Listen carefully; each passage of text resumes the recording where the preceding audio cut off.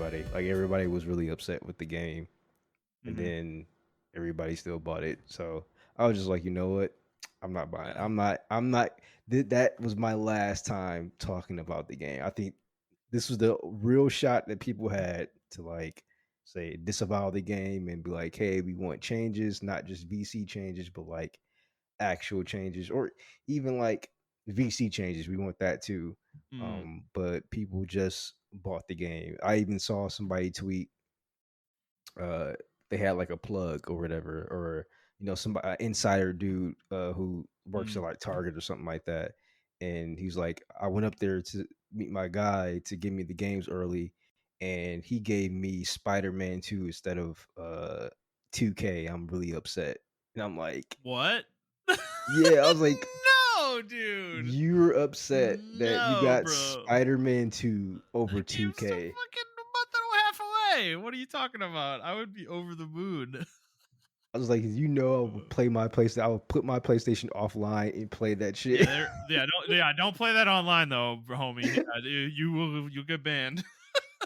Yeah, but yeah. So I said that today was my last day talking about 2K. I'm never gonna. It's on the Madden list now. Like I'm never mentioning Madden ever again. Oh, So 2K, I'm never mentioning it again. just mention Madden though. But just now, yeah, I just Yeah. mentioned it. Yeah, Okay. but I'm never really gonna mention it. I know I don't talk bad about it. Like I just be like, oh, okay, that's Madden, I cool. mean, yeah, we've given up on it. I mean, Angry Joe's yearly annual videos out, so I gotta watch that. See what's up I do with too. Madden this year. Yeah, I mean, I heard they actually tried this year, so I don't know. I heard it's still doing last gen shit though. Like Yeah, they didn't move fully over to the next gen. So that's I did see crazy, that in the comments that people were, dude. even 2K, people were like, just do it the next gen. We don't need a last gen version. Oh yeah, that they're still selling like PS4, Xbox One Yeah. versions. Yep. Yeah, man.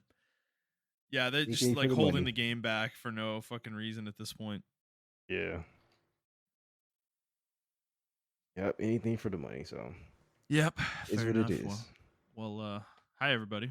Welcome to the Players Take. This is episode 237. I'm your host Justin DeSimone, joined as always by my co-host Montrell Rice. Montrell, outside of 2K, how's life treating you? It's been all right. I rearranged my room, so it's a lot more modular now. Hmm. Yeah, Yeah. modular. I So guess in what way? What does that mean? well, not modular, but more it flows better. Okay. I had like my case with my games and all my figures. Like it was sitting in between my desk because Hmm. my desk is still facing the window, Okay. and the window because I like to get natural light. So the window, but it's too fucking hot, like for the last month, or 2 or 3 months. So Hmm. I mean, obviously, I had the curtains closed, but like during the winter time and this fall, I have the blinds open so I can get natural light, and my monitors sit there or whatever, and then it's the corner right there um where my case was at, or my bookshelf case slash thing was at, and then my TV was like mounted on the other side, the other wall, like adjacent to that wall, or perpendicular. I think that's the word I'm looking for, perpendicular to that wall. Uh, and then I had my my consoles and stuff right there. But since I've been playing my PC, I always wanted to play my PC on the TV, but it Hmm. I always had to get like a 50-foot cable or HDMI cable and kind of, you know, jimmy rig it around the room. So what I did was the room needed to be cleaned and vacuumed and mopped anyway. So I did that, and when I was doing that, I rearranged everything. So now, like my case is on the other side where my PC was at, and then my PC is where my case or my bookshelf was at. So now my PC is between my monitors, on my desk, and my TV, so I can easily just plug it to the TV and play it. So I've been playing Starfield that way, Mm. because I played it first on the Xbox, but Xbox has Xbox Anywhere. So I was like, oh, well, I don't have to buy another copy of Starfield. I can just go to the Xbox Live store or the Microsoft store, or the Xbox app rather, and download it. Which I will get into that whole debacle later. Uh, But yeah, so I did that, and now I'm running. I play Starfield, so I can play Starfield at like 1440p, 60 frames per second. If I overclock my card, I can play it at 4K with like 50 frames. All I have is a 7600 or Mm-hmm. 6700 XT, um, with the Ryzen, 3700X, Ryzen 7 3700X card, and I can still play it at 60 frames. I can play a lot of games at 60 frames with this card. So, with both the GPU and the CPU. So, I mean, Mm-hmm. it's a pretty good card. I'm about to upgrade now. The 7900 series just came out. Radeon 7900 came out, so I'm probably about to upgrade to that. Um, Mm-hmm. and yeah, but anyway, that's what I've been doing. So, how about you? Cool. Um, Not much, man. Just been working. Trying to play games here and there, but football is starting. There's a game Ah, starting, first game of the season starting in like 30 minutes. yeah, You know, Chiefs versus Lions. yeah, I care about you guys getting your podcast enough that I'm making the sacrifice for you. So I hope you all appreciate that. Always missing the Thursday games for this show, but no, it's fine. I can catch it on replay. But yeah, not much else going on otherwise. Just trying to live life, grinding. Um, you know, Trying to find new people to fill my team now that half of it is quit. So Yeah, I saw that. yep, it's we're trying. Oh, you talk about your work team, not your fantasy team. Oh yeah, yeah, yeah. Uh, No, not my fantasy team. No, that's a whole other issue. um, yeah. So yeah. All right. Let me get into the rigmarole, Montreal. Let's get into the show. So, for those of you who haven't listened before, this is our weekly show where we talk about video games, video game news, and other topics pertaining to video games. We post at 6 a.m. Central Time on Fridays on Apple Podcasts, Google Podcasts, Spotify, Stitcher, and your favorite podcast app of choice. And if you'd like to send us questions, you can do so on Twitter at The Players Take, or you can send us an email to theplayerstake01 at gmail.com, and we will certainly answer it on the show. All right, Montreal, we do have an icebreaker, and it is about Starfield this week. And oh boy, man, there was a video circulating around by a guy. I don't know his name, but his Twitter is heel verse babyface, which that's really nice. And he lost his shit about the idea that you could be gender fluid in Starfield. And I had this rage filled rant about pronouns and fucking Californians and whatever the fuck else related to those things. And yeah, this stirred up a ton of conversation. So I'll let you go first on this one if you want to talk about it. You've played the game. So Yeah, so yeah, that guy went on a rant, and this other guy called Shad University. I used to watch a lot of his videos on he did a reviews on swords and stuff like that. So I used to really like mm, that YouTuber. But he's become one of those people who also took the political side of things. As far as I don't really care what side you take, I just don't like when people become political. I guess that's cool to use your platform like that if you want to, but to me, like I don't want to use my platform to be like, "Hey guys, I'm going to yeah, demonize the other side." And he kind of took that take with this Starfield take as well. Um, I don't know, it's just weird because even the Ackman like commented on it and was like, "Yo, this is like kind of weird or whatever." Um, and I was just weirded out by the whole thing because I think people would probably think like, oh, well, you guys are like, really against the J.K. Rowling thing, and when people were, we probably thought people probably thought we were transphobic. To be honest with you, Justin, mm, if this was a popular podcast and we told yeah, them that we bought the game, a lot of people probably thought we were transphobic or whatever when we yeah, bought Hogwarts because we didn't care about all that shit. And I bought Starfield, and I still don't care about all that shit. Um, I'm not transphobic, and I'm not a bigot towards trans people or whatever. And I don't really care when people have their pronouns in their bios or whatever the fuck.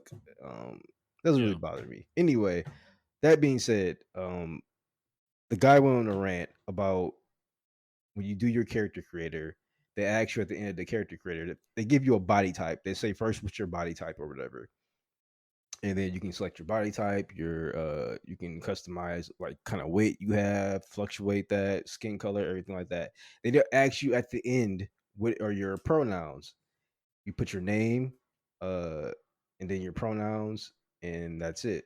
And then you choose your traits, which was like how RPGs have like three traits you can choose. Like, Yeah. oh, you get this kind of bonus, but this is a Yeah. negative on the end. So anyway, that's it. The game does not shove anything down your throat.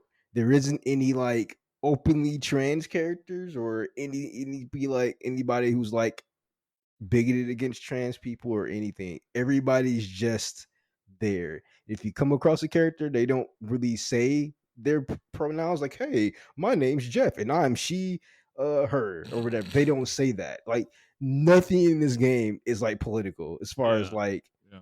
that, right? So for like 2 minutes of the character creator to trigger somebody that bad, to trigger the entire internet, and people are like refunding their game over this. Even as much as I mean, I used to like him. I think he's a little bit too controversial at this point. Like Doctor Disrespect, even he was like in on it, and I'm like, bro, it's 2 seconds. Just play the Yeah. game. All you Yeah. gotta do is just pick your pronoun, bro. That's it. Yeah. If you go by he him and that's what you were born as, cool. If you don't want to do that, cool. It's a role playing game. You literally picking your role. The game has to, and someone made a good point, and it was like a really neutral point. It was like the game has to know who you are to to progress the story forward. The computer has to know that so it can address you correctly in the game and the story. And I'm like, yeah, that's a really neutral point. The game has to know that. They've been doing this since like Pokemon, y'all. Like, are you a Mhm. boy or girl? Like Yeah. Professor Oak asks you that, or whatever professor um asks you that or whatever. They ask you, are you a boy or girl? So that the game and the program of the game can address you correctly throughout the entire game. I don't understand why it's a big deal.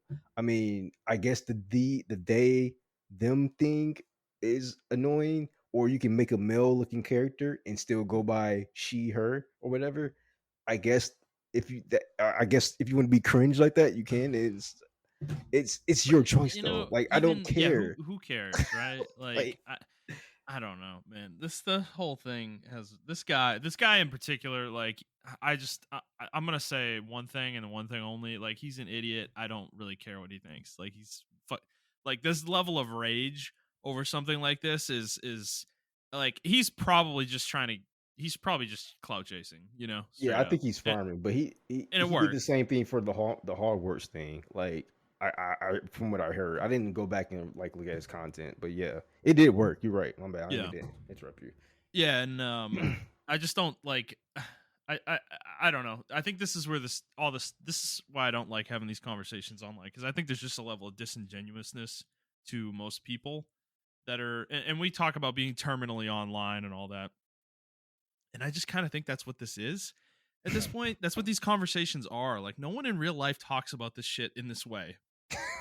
You know, I've never had a conversation like this with anyone I've met in my life, in person, or that I've worked with or anything like that. Like, or even people I talk to over the internet, like, in chats and stuff like that, like on Slack or Teams or whatever. Like, normal people who just are living their daily life and just, trying to get through their day to day, and that's it, trying to live their best life. Like, dude, like, most people don't care, it's like not that big of a deal. And I know there's a degree of this, like the pronoun stuff, that is like almost cartoony. It's taken to like such a ridiculous, absurd degree. Like, there's like 85 pronouns that, some people want everyone to adhere to and shit. It's like, Yeah, exactly.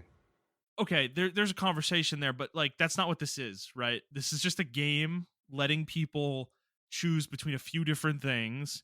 And who gives a shit? Like, who cares if somebody wants to look like a dude and call themselves a girl? Like, why does that matter? Like, you're not gonna see that, you when you're playing Starfield, Exactly. that has it has no impact on your ability to play and enjoy the game. Just call yourself a dude if you're a dude and you want to play a dude, and move on with your life. Like, who cares?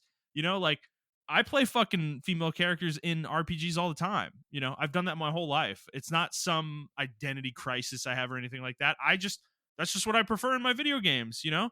Like I want to experience the game from that perspective because I don't have that perspective in real life, you know? Yeah, I just want something different. You know, I want to see what that is like in some way, you know, even though games might not represent it perfectly. But exactly. Yeah.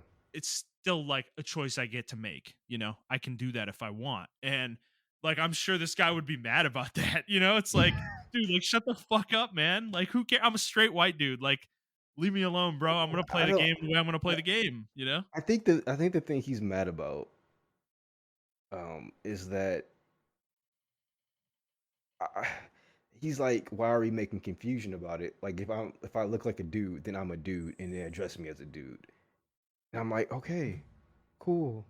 Some people don't want to be addressed as that though, and I Yeah. think that's okay. Like Right.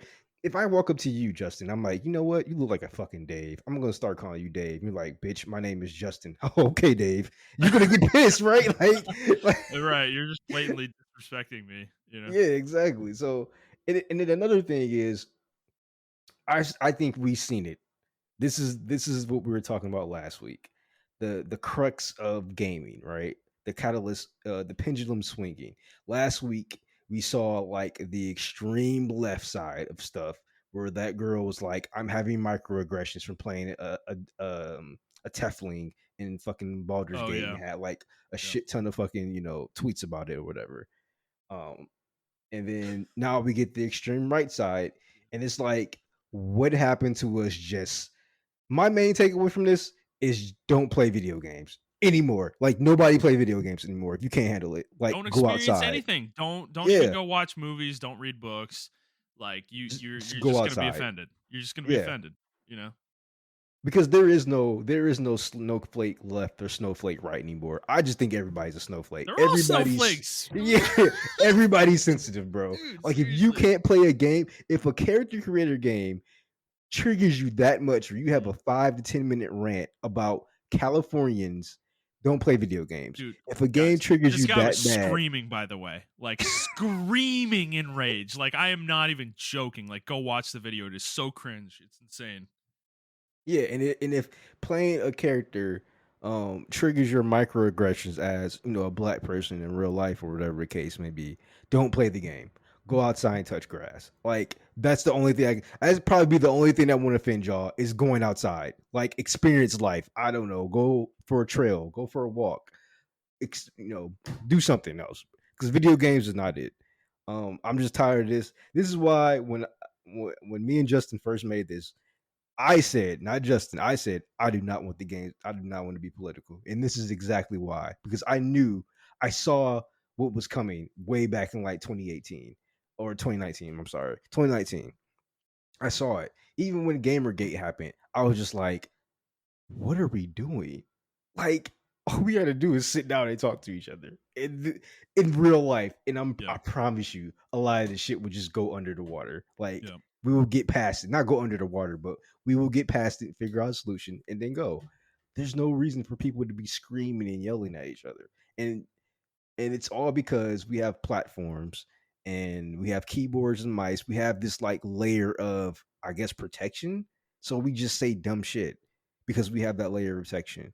Like people wouldn't say the shit that they're saying. I don't know. It's just really weird. And even like for Starfield, like the console wars are coming back. People told, I think her name's Elena Ray. I think that's her name. I can't remember her Alana name. Pierce. Alana Pierce. I'm sorry. I don't know why I said Elena Ray. Alana Pierce.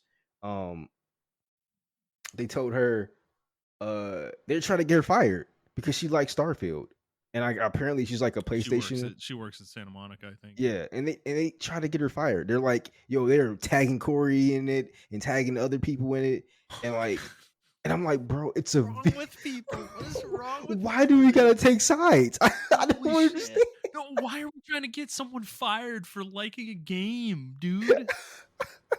Oh my god. What is wrong with people, man? No, this is it, man. Like I don't know. I just like you said, Montreal. All of y'all, if you're participating in this shit, you know, you're like trying to get people fired or you're screaming about pronouns and stuff. Like, go outside and make some friends. I implore you. Like, go meet people. Like, get off the computer, get off the phone, go outside, do something. We Do something we with your life, already told you how guys how to do that last Yeah. game, last Yeah. episode. Get a job somewhere, a part Yeah, time for job. real. So, like, Be a part of society, because if you're in your house all day and you're on your computer or you're on your phone, as much as I'm somebody who wants to do that all the time, and Montreal, I know you're the same way. yeah, I also am mature enough as an individual to know that that is really unhealthy. And that is a quick way for your mental state to get to a point where you react to shit like this. You react angrily. You're not reasonable. Like, you don't have reason. You don't reason things out. You don't analyze things critically. Like, it can happen really fast, and it's just like, man, yeah. I implore Some you, take people a step just back, look in the mirror, and evaluate where your life is. If this is setting you off that much. yeah. It's pretty bad. And I just didn't expect like the console war thing to go that bad because I'm like, because I was like, I didn't know she actually worked for Sony. I knew she was like really big and she had a voice and everything like that, but I didn't know she actually worked for Sony. And yeah, when I saw people tagging Corey in it and everything, and she came out on the video, another video on her stream, and was like, I talked to Corey, and Corey is saying how much me and him love Starfield, and it's Yeah. like, yeah, people in PlayStation are playing Starfield, bro. I'm Mhm. pretty sure Xbox people are playing PlayStation games. They Like better be. this Like, console actually, war to be shit. frank, they better be playing these games. Honestly, if you're on the other side, like you're on PlayStation, you better be playing Xbox games, especially the good ones, to see why they're Exactly. good. Like Exactly. this is one game we can point at, like, objectively, and say that Sony does not have a game like this. Like, they don't have an exclusive like this. Yeah. And I don't know. I the console war shit was funny. Like back in the day, it was funny. It was toxic back then, but it was funny. But like now, since we have social media and we can like directly talk to these people, Hmm. I think it's like really dangerous now. Like way dangerous than like the cupcake Yeah. thing that people were Oh doing yeah. for Star or Mass Effect and all this shit. And I know it's like, oh, just turn off your phone and everything like that. But like people are now doxing people, getting their address, and I mean, it's swatting's been a just thing for 15 yes, years. yeah, and it's just it's fucking scary now, and I think people need to wake up and realize like, hey, yeah, these companies are quote unquote against each other for monetary reasons, but they don't actually hate each other, like they don't. Yeah, right. So I don't Well, know. Montreal, like, we're trying to reason with people who are mad. Like, these, think about the Sony fanboys who got angry at Sony because they started releasing their exclusives on PC. I mean, you remember that whole dialogue? Oh, I do remember They're that. mad that other people that aren't on PlayStation get to play exclusives, like PlayStation exclusives on PC. Like, how psychotic are you? That you're you're getting mad. It's like you're a kid that doesn't want to share. Like, we learn how to share when we're in elementary school, and you're a fucking grown adult who can't, like, like, figure that concept out. Like, give me a break, man. I don't know. Well, I yeah, don't. It's just yeah. I read a tweet and somebody said, and it really made sense. Like, it's an insecurity thing. Like a lot of people Yeah. put their securities into these consoles and everything like that.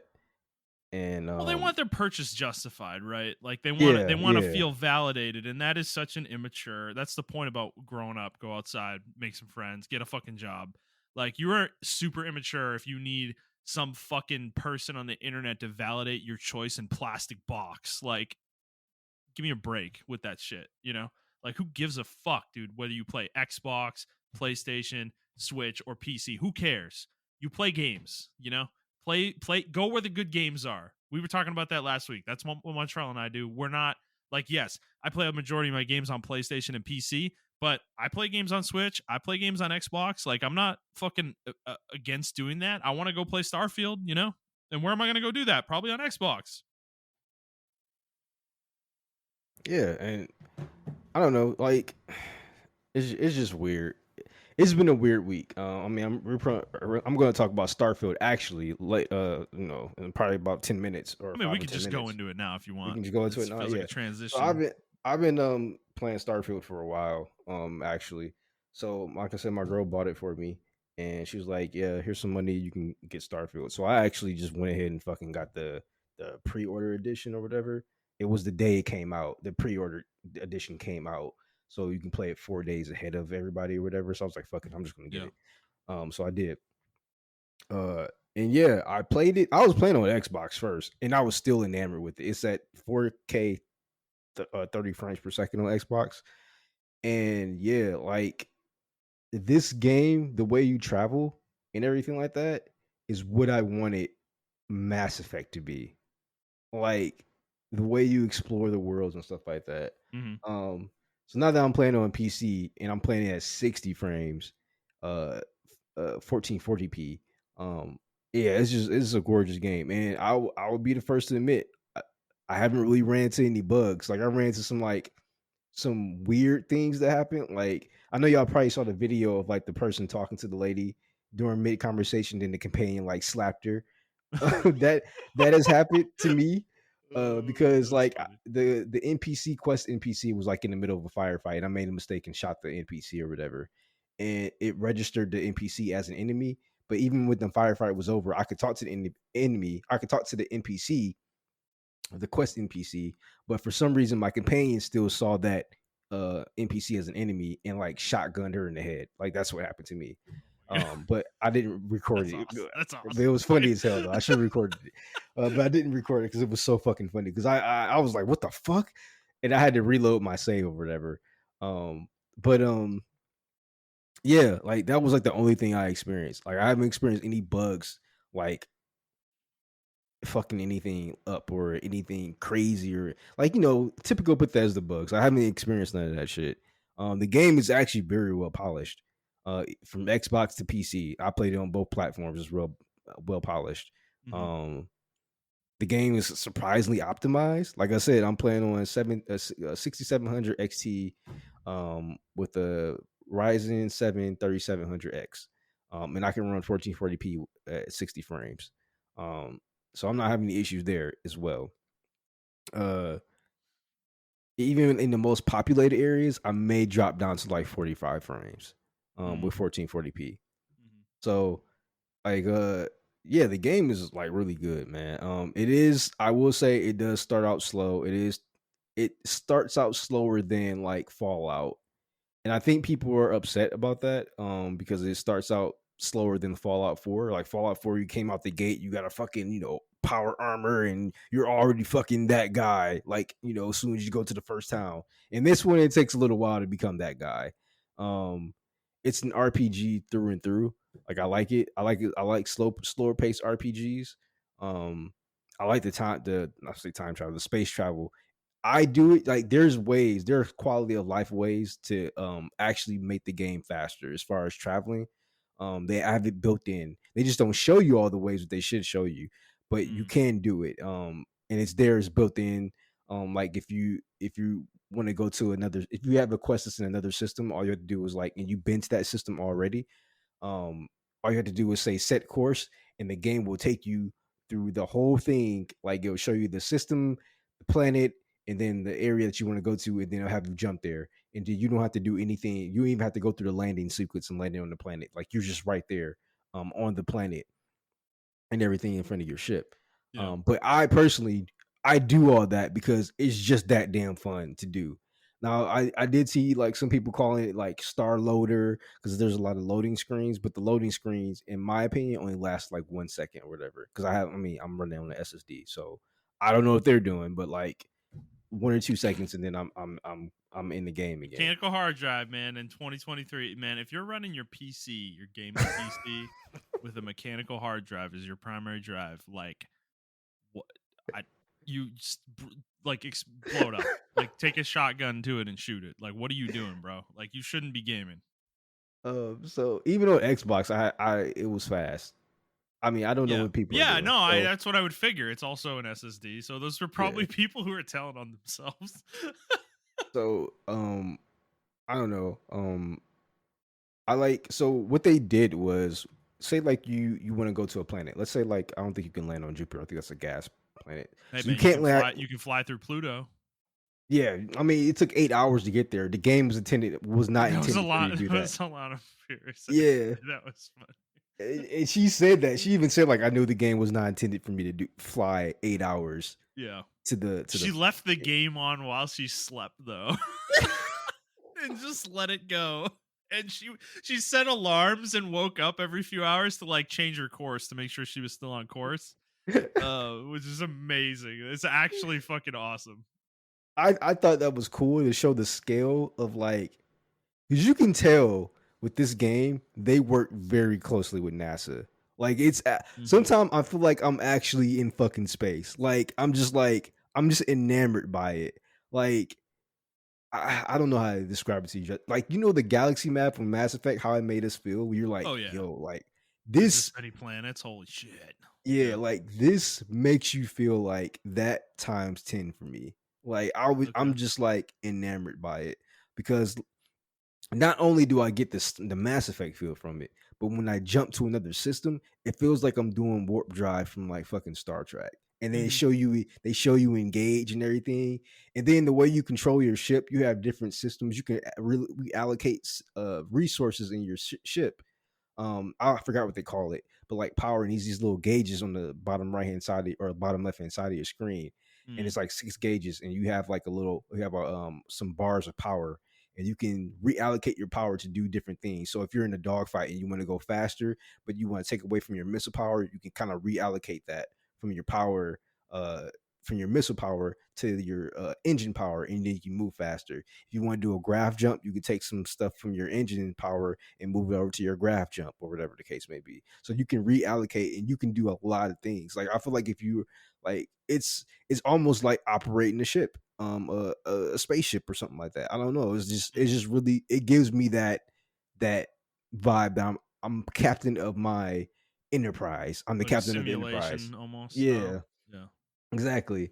Um and when you land on a planet, you can choose anywhere to land on the planet. They have designated points you can land, and you can choose to land anywhere on the planet. And when you land on the planet, they give you a huge like field to navigate, and then you can look at like 3 or 4 different points, maybe even 5 or 6 different points on the map that would appear randomly on the map with your scanner, and you can go to those different points. Now, that part, I think that is procedurally generated, and I think it's almost It like Oblivion. Like yeah. instead of the dungeons being Daggerfall, instead of the dungeons being procedurally generated, I think the map is procedurally Yes, that's generated. exactly it. Yeah, the actual landmarks are what Bethesda's developers created. Like, Okay, and then so they'll yeah, just like randomly place those on the planets as appropriate. You know. yeah, exactly. Because the dungeons themselves, I will admit, like there are cookie cutter dungeons, and I kind of expected that. Even like in Fallout, they did something similar to that in some of the dungeons and sewer drains and stuff like that. They all kind of look the same. They made the layouts may be different though. So yeah, but the layouts they have like they probably pull from a certain pool of layouts they have, and then they Yeah. generate that layout. You know. Yeah. So that I like it. I don't know what other people were expecting. It would have been cool if the layouts too themselves were procedurally generated. I think that would have been cool. Yeah. But I can easily see that getting out of hand because I remember Daggerfall, how it was just sometimes, bro, you just like I don't know if I want to go to this dungeon because Yeah. it might get a little bit too crazy. Well, it kind of sounds like what Mass Effect 1 was trying to be, you know. Yes, that's actually the perfect example. Yeah. It sounds like what it is exactly what Mass Effect 1 wanted to be. Cuz yeah, the In my planets were the same in that game, right? You could land on tons of planets in Mass Effect 1, but they were all just like kind of procedurally generated land masses, and they usually had one or two landmarks on them, and those were like the kind of handmade locations. And you know, in Mass Effect, you know, it's kind of a joke. A lot of them are like literally the same building, you know, on yeah. 18 different planets, but it sounds like it's a little bit more in depth than that in Starfield. It's not that, you know, prevalent that you're going to run into repeat layouts and stuff like that. Yeah, I mean, you actually may run into repeat layouts, but they're going to be scattered, and you may not get the same like anomaly scan or whatever. It's a, like I said, it's like a pool they pull from. So yeah, I mean, I feel like this is if Mass Effect, the newer Mass Effect, can like look at this technology and kind of simulate that. I think Mass Effect 4 will be ungodly, like And godly. you're putting a lot on BioWare, bro. I I know, don't think man. they I can. I don't know. think they can do it I anymore, don't think dude. they can do it either. But if they can somehow simulate that, that would be really cool. Because that's all I was thinking about. I was like, man, if this had the combat of like Andromeda, oh my god, this would be a perfect fucking game. Yeah. Um, but yeah, even like when you're flying on a planet and everything, like it is a loading screen to fly on the planet. Um, and it's a loading screen when you're flying off the planet, but you do see your ship fly off and you do see your ship land, and I think that's really cool for me. Like I'm a sci-fi junkie. This is more of like a sci-fi simulation realism type NASA thing. It's not, but it does have like specks of Star Trek in there, specks of like Mass Effect, specks of um, um, the Expanse, Hmm. specks of like Firefly, Space Odyssey, and even Contact. If you ever seen that 1994 movie, um, so it has aspects of that in the game, and you can tell like those were his inspirations, and I actually love it. For me, it's like it's not the perfect, it's not the most perfect game, but as far as like a Fallout or I'm sorry, a Bethesda game in space, like this is what exactly what I wanted um from a game. And I don't know, man. It's just really fucking cool. The worlds are really big. Even the worlds where the cities are at, they're really fucking big. Um, but like I said, I can see people not liking it. Because it just because it is big, you do have to kind of find your own fun. And to me, that's where the boring aspect can come into to place because I know how to find my own fun within these games now. With Fallout 4, like I actually think I like harvest games or like resource management games. Yeah. But if I have an overarching narrative in a end goal, I Yeah. like it where it's like not it's a not like a major part of it, but it's a major part of the game. I'm So with like if I you. was to buy Yeah. Harvestella, right, I think Yeah. I would like that game. I think I would Um, like that game too. Yeah, like Minecraft, I hate Minecraft. yeah, There's exactly. It's open ended. There's no goal. Like the game's just like, hey man, here you go, do your own thing, bruh. And I think that's a lot of the reason I don't like Breath of the Wild too. Because as much as Breath of the Wild has an overarching narrative, it is so like inconsequential to the game and not engaging, in my opinion, on the level of something like Fallout would be. Mhm. Comparatively, like there's not a focus on story in that game. That game is kind of a giant sandbox for you to play around in, and that's eventually why I just I fell off of it because I'm like, I mean, how much like it's just a big playground, and it's like I'm not the kind of gamer who's gonna find my own fun in that kind of game. But Starfield sounds more up my alley, right? It's a game that has it has that find your own fun aspect, but it's surrounded by like a Western RPG, you know, like shell, right? Like Yeah. it's a game with a narrative. It has all these factions and this fucking RPG system and all this stuff. So I don't know. This sounds like a game I'm gonna like a lot. I don't know if I'm gonna check it out this weekend or anything like that. I'm still playing Armored Core, but yeah, I think this probably will be the next thing I jump into. Yeah, so I don't know. I've been having, like I said, it's unexpected for me because we saw the initial review for the initial obviously the reveal for it, but then the I saw the 45-minute video they posted for it, and then I went dark on the game, so I didn't know anything else about the game unless until that reveal or whatever. And even then, I was still skeptical because I mean we all were. So I Yeah, it was went that dark on the game. showcase this past June, dude. What the Yeah. Xbox showcase like that kind of sold me on the game. They finally showed it in an in-depth way. Yep. And yeah, I think And that sold both of us on it.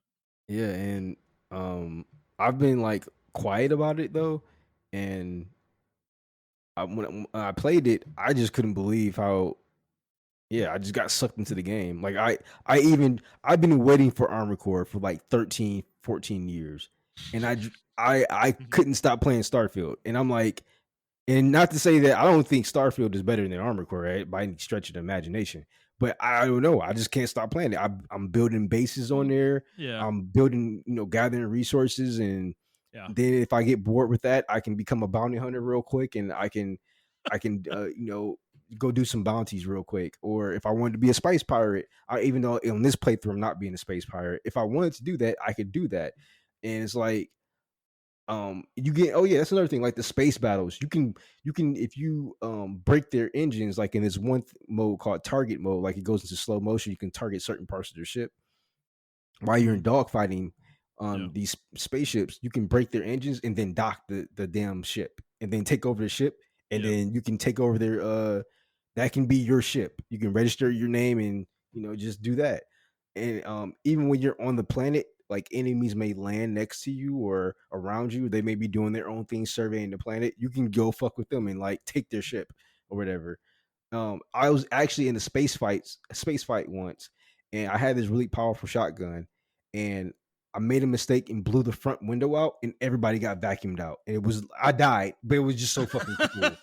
Like That's awesome. so I mean, you can do shit like that. And it's just like if I get bored with one thing, I can just jump to another thing. I can progress the main story and stuff like that. And one thing I do like about the main story is um you're not the chosen one. And I'm not going to give up the story too much, but uh there is like a pseudo threat to the galaxy, but they don't give you that threat until like halfway through the game. I was like 20, 25, 30 hours into the game before I even got there. There was like, oh, there is a threat, to a potential Mhm. threat to the galaxy. Mhm. They don't present the game like that. The game is just presented like you're exploring with this group of people and everything like that, and that's the game, right? And I was just like, yo, that's so fucking cool. Like, that's what I'm doing. Like, we're just like some kind of archaeologist group and we're doing this stuff and they need me. And then another plot point comes in. And I'm pretty sure there's gonna be probably a third act plot point or whatever. I don't even think I'm in the second act yet. Mhm. But I'm just like I just really like that. I really like that I wasn't, I'm not searching for Sean, my son, and I'm not the fucking hero of the wasteland who needs to give water to everybody. Like, I'm just a guy, Yeah. and I so happen to be with this group who discovered this one thing, and now we're looking for more things. And then this also happens. It's like a series of events that just so happen to happen. And I like the way it's written like that. Um, and I think the writing's okay. It's no New Vegas, but it's better than Fallout 3 and Fallout 4 for sure. Um, so I don't know. I feel like people will enjoy the game if they give it a chance. Um, yeah, just have fun with it. Like, don't go into it super serious, but like just have fun with the game. I don't know. Mhm. Cool. Well, I'll give my thoughts if I do end up checking it out. I'm sure you'll still be playing it next week too. So we will hear more from Montrell when he plays it some more. All right. Anything else you're playing? You said you kind of dropped Armor Core. Is that you like you haven't played it at all this week? I haven't played it all. Wow. Oh my god. You're giving me like a window to catch you. Holy shit. Okay. Well, so are you playing anything other than Starfield, or has it really Yeah, just been all bro, Starfield all day, all it's the literally time? been all Starfield. Oh, yeah, that's one more thing I wanted to explain. This is more not so a knack on Starfield, but fucking Xbox and Windows, bro. I had the hardest time trying to download Starfield through. That's another thing. If you want it on Xbox, download it on Xbox, right? Hmm. With the Xbox Anywhere thing, you can do that, right? But if you're strictly going to play it on PC, for the love of God, download it from Steam. Do not download it from the Xbox app on PC. There may be this one thing that happens where I don't know what the fuck is going on, but I was opening my Xbox app and it was telling me that I could not download any games. I had to download this one particular Xbox thing called gaming services or whatever the case. So I download the gaming services and it will open up the Microsoft store. And the Microsoft store will begin downloading the gaming services. Then it'll say, oh, you downloaded gaming services. You should be able to download the games. And then I'll go back to try to download the games and it wouldn't let me download the games from the Xbox app on the PC. And Hmm. I'm just like, what the fuck? And I thought I was like, it's not. that I can't play games on my Xbox because before I got my Xbox Series X, I was playing Halo Infinite primarily on my PC. So I know it wasn't that, but I haven't touched Halo Infinite in like almost a year and a half. Hmm. So, long story short, bro, I went to the Reddit and it was like a whole thing on Reddit. A lot of people were dealing with this issue and everything like that. And I tried clearing out, doing like a clean uninstall. Because you had to uninstall Xbox or the gaming services thing through PowerShell. So I was running PowerShell scripts, and I even made my own PowerShell script, and I ran it and everything, and it just wasn't working. I got so desperate, I just called Microsoft. I called Xbox, and then Xbox Live, the Xbox support team sent me to Microsoft, and then Microsoft, I had to remote into my computer, and I'm in IT, y'all, and I'm just like, they remoted my computer and they pretty much just reinstalled Windows for me, Mm. and then upgraded it. Holy shit! Um, Wow. I had to I had to re-upload, I had to reinstall Windows, and I kept all my programs and everything like that because they have an option there where you can keep all your programs and stuff. So Hmm. nothing changed. But I did have to reinstall Windows and do like almost a clean install, and then everything worked. And I was dealing with this for about a day and a half, and Hmm. I was so upset. I'm like, no one should have to deal with this. So I did post to try to help people if they had to run into that. I posted it on Reddit to the thread that was like going on or whatever. But people have been dealing with this for like 6 or 7 months. Yeah. Um, Yeah. so that is the caveat. If you're going to exclusively play it on um PC, get it from Steam. Otherwise, if you're going to get on Xbox, cool, you can download it from the Xbox app. Just know that may happen every once in a while. Like if you don't keep the Xbox app updated or whatever the case. I don't know what the fuck happened, but it Hmm. happened to me. So not everything works. Gotcha. Man, that's a lot. Yeah. It's fucking just to download a game. Yeah, that's pretty wild. Okay, so I've been playing mostly just Honkai Star Rail. Um, there was a new update last week with some additional main story, so I kind of knocked that out. I've been knocking out some side content that's been building up over the last month or two that I haven't touched really. So I started knocking some of that stuff out. Um, you know, there is actually another new update today. They just updated the kind of like roguelike dungeon mode in the game. So I'm actually kind of excited to check that out because that definitely needs a update at this point. It was getting a little stale. And then yeah, mostly otherwise just playing Armored Core 6. I didn't play a ton. I've been pretty busy over the last week with work and other things. But I also got sucked into a new anime, so been What watching anime that you're too. watching? Vinland Saga. Have you ever watched it? Ooh, that's good, man. That's some good shit there. Okay, so you have watched that one. Okay. Yeah. Yeah, I like it so far. I will say the MC, at least early on, is giving me really strong Aaron Yeager vibes.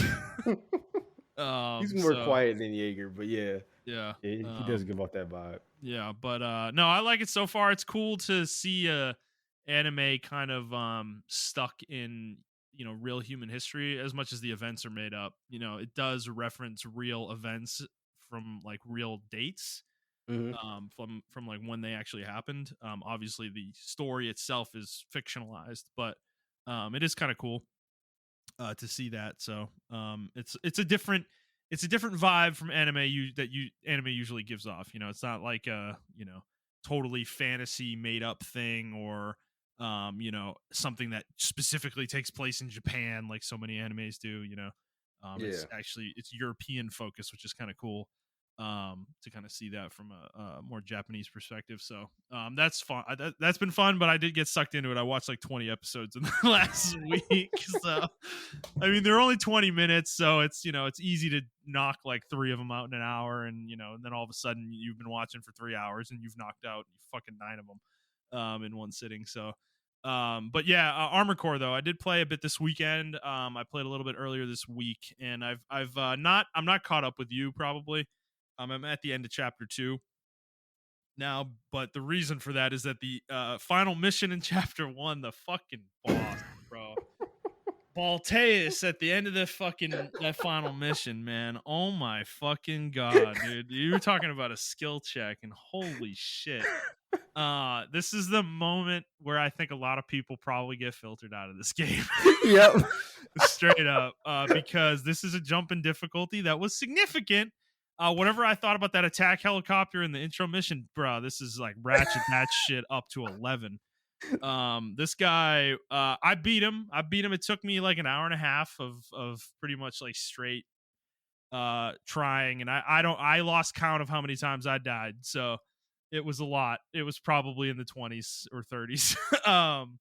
But there was a point where I was probably like halfway through that period of time. I was getting super fucking pissed off where I would start the fight, and if I fucked something up, I just was like throwing my controller and like, just fucking kill me, like fucking kill me. I just want to start over. Like it was I was getting really tilted, actually, to be honest. So that's how I tend to be with these kind of games. Like if I don't beat the boss within the first 2 or 3 attempts, like I fucking tilt super hard at a certain point a lot of the time. And this boss was pissing me off because I was playing I'm playing kind of like you. I'm a little bit heavier probably in my build, but I'm playing like a pseudo glass cannon. And this guy is just rips that shit apart if you don't play well. You will die in one volley of attacks before you can even heal yourself with this thing. And the funny part for me was, though, is I decided I didn't have a lot at my disposal, but I actually went more glass cannon and found it to be easier. Like I was having more success dodging and actually being able to damage the boss and being aggressive. I know a lot of people like there's a couple heavy builds in this game with like tank legs that are like super OP, just ridiculously broken. Yeah. Where you're like fucking unkillable. You do like double Gatling guns, and you just fucking mow bosses down. I know that's like the cheat code in this game. I'm not doing it. I didn't do it. I did not succumb to the urge to cheese this. I beat it legitimately. And I was fucking proud of myself for that. Because there were a lot of attempts to do Montreal. I will tell you, there were a lot of attempts where the boss had a sliver of HP. I'm talking like less than 5%. Like one fucking sword attack from me and the thing would have been dead, and he killed me. Like I was fucking losing it, man. Um, but I want to give the game credit though, because this boss fight did teach me some things. Right, it taught me more about the game for sure, and I'm starting to get it a little bit more. Because after that mission, there's another mission where you fight a boss that they actually showed pretty heavily in the pre-release, the bulldozer thing with the giant, like, fucking heated grinder arms or whatever. I forgot all I about that fought boss. Yeah, I fought that thing. I died to that thing a few times. It was not that difficult, but it also wasn't easy. That fight taught me a little bit more about how to play range builds in this game, because I realized how important those like specialization stats are on Yeah. your arms. If you don't have the range specialization and your targeting stat on your build is low, you can shoot at something and you can still, even if it's huge and you hit it, you'll either miss still, or you will do like no damage when you're at a certain range. Like if you're too far away from the enemy you're firing at. And that's kind of what I learned with the big bulldozer guy, because his weakness is on the front, like on the front low between the two grinder arms. So getting in there with melee is basically impossible. You can't really do it. So you have to use range weaponry to like kind of wear down his stagger him, and then go in and do your sword swipes, and you do a fuck ton of damage. If you do that. But you're not going to do a lot of damage if your firearm specialization stat is low. You're going to need to be really close to the boss, and that is really dangerous against this enemy, because if those grinder arms even just hit you casually when it's like trying to just move them back in a normal position, you will take a fuck ton of damage, dude. Yep. Like Yeah. it was hilarious, actually, that it worked like that. And I like that. It's like this game is interesting in that enemies they don't just hit you when they're actually doing an attack. Like if they have a dangerous part of their build or body, that thing is always dangerous. Like just walking, it's like playing Mario or something, where you walk into a Goomba that's just casually walking around, like it will kill you, yeah, that kind of thing. So It's so I'm still learning more about the game, right, and how to build myself properly for certain types of enemies. I definitely am starting to understand what you were talking about how draining this game can be, though, on that front, because it takes a lot of thought to kind of understand your enemy and what the right build is to defeat them, and then play the build correctly Yeah, after you've done it. exactly. So I'm getting there with it. Balteus was more of a bang my head against the wall until I figured it out type situation where I got the timings down of how to dodge all the attacks and the attack at the right moment, and all that stuff. So and the other one was more of a kind of figure out what build I need, go in there with that build and play the build correctly, like play the fight correctly with that build. Yeah. So it's good. I'm at the point though where I need to like stop and grind money. I'm realizing that I just don't have enough parts on my available to me to like change mid mission if I need to. Hmm. So I'm actually gonna start doing that next time I play. Is just like grind like the Strider mission or whatever for money a few times and get myself a bunch of the weapons accessible and some more of the parts available to me. So still liking the game a lot. It just was, yeah, that. Oh man, I mean, what would you say was that the hardest boss so far, or that you've seen at least? Uh, so far there was one boss for me. That was a skill check for me, but then I figured out how to dodge his missiles. So Bateas was after I figured out how to dodge his missiles, he got easy for me. Yeah, Um, but I forgot all about the fucking I'm gonna just call him the junk bot. I forgot about the junk bot because he was kind of easy for me. yeah, Um, but it's one more boss. I think he's at the end of chapter 2, going into chapter 3 that you're gonna yeah. I'm run probably into. about to fight him. Yeah. That motherfucker. I that motherfucker had me bad. And I don't know what it was about him because I can fight him now and beat him, but like when I first went against him, he was beating my ass. And his patterns are easy to remember. It was just I don't know for whatever reason I couldn't beat him, and then I had to go. I went out to dinner with my wife and her mother because it was her mother's birthday, and we were celebrating her mother's birthday. And I came back from dinner, and then I beat him like 3 tries. But Yeah, before that, I couldn't beat him. Like it was the night I went to bed, I couldn't beat him. I woke up, I was like, okay, I'm about to beat his ass before I leave. And I couldn't beat him, and then I came back and then I beat him. So I don't know. I don't think he's that hard. I just think my brain couldn't wrap around you what were he was you were doing. maulding, as Asmongold would say. Yeah, that was Malden. That's a Yeah, good no, point. Yeah, and I think that's what was happening with me with Balteus. I managed to beat it. I think I was very close though to putting the game down and doing what you did, walking away for a few hours, coming back, and I probably would have beat him in one try. Like yeah. that happens so much in life where you're like working on something and you've spent a couple hours on it and you're just so in it, your brain is like fucking just immersed in whatever that thing is, and you can't figure it out though. And you're like, my dad taught me this when I was really young. It's like when you're in that situation, literally walk away, go do something else, and come back later. You will come back at it fresh. You'll have a different perspective. You'll be in a better headspace. You'll have learned a lot, that maybe you can tackle it better when you're in a better head state. And Hmm. I found that to be very true in life. So that's true in video games as well, for sure. And yeah, that sounds exactly like what you went through with that. Yeah. So no, that's a really good point. So I don't think you're having as much trouble as I did, um, but I was also doing like you said, I was doing a lot. I was also like doing the arena, and I was farming for fucking money and shit like that. And then I faced him, and what happens with that boss fight? I'm not. That's all I'm gonna say. So yeah, that's the last boss fight I did, and then also it was another like mini boss fight that I did. Um, with a guy, and he was just like in a room or like a warehouse with like 3 other enemies, Hmm. and he was giving me that guy is the one guy I was running one build for the entire time. I may have like switched weapons out, but I didn't switch legs out. He made me switch legs. I Yeah. switched to the bipedal legs to beat him, because I needed like heavier. I needed a little bit more equipment on me, and yeah, because it's not that he's hard. It's that the mission is super short, but they give you like too many bosses, or not too many bosses, but like too many enemies that are like, not the standard enemies or whatever. You get two of those, and then you have to go through like three rooms. You have to clear three rooms, and then you get to him, and then he also has like enemies in the room with him, and he's kind of like faster, and he can kind of. I feel like Mhm. he's reading your inputs. He's Yeah. dodging almost everything, and those enemies are like shooting lasers at you and stuff like that. Yeah.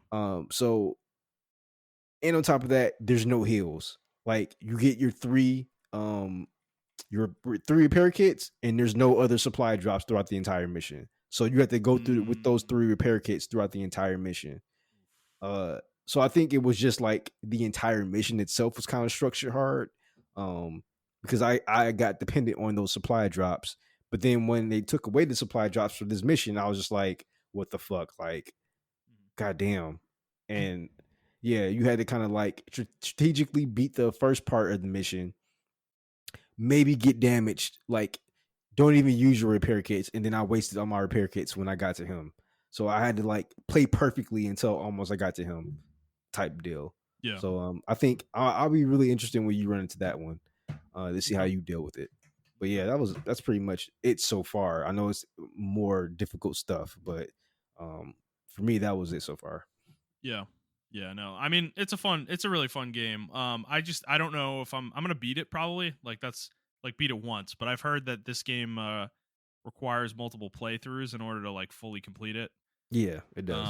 I don't know if I'm gonna be able to get through all that necessarily.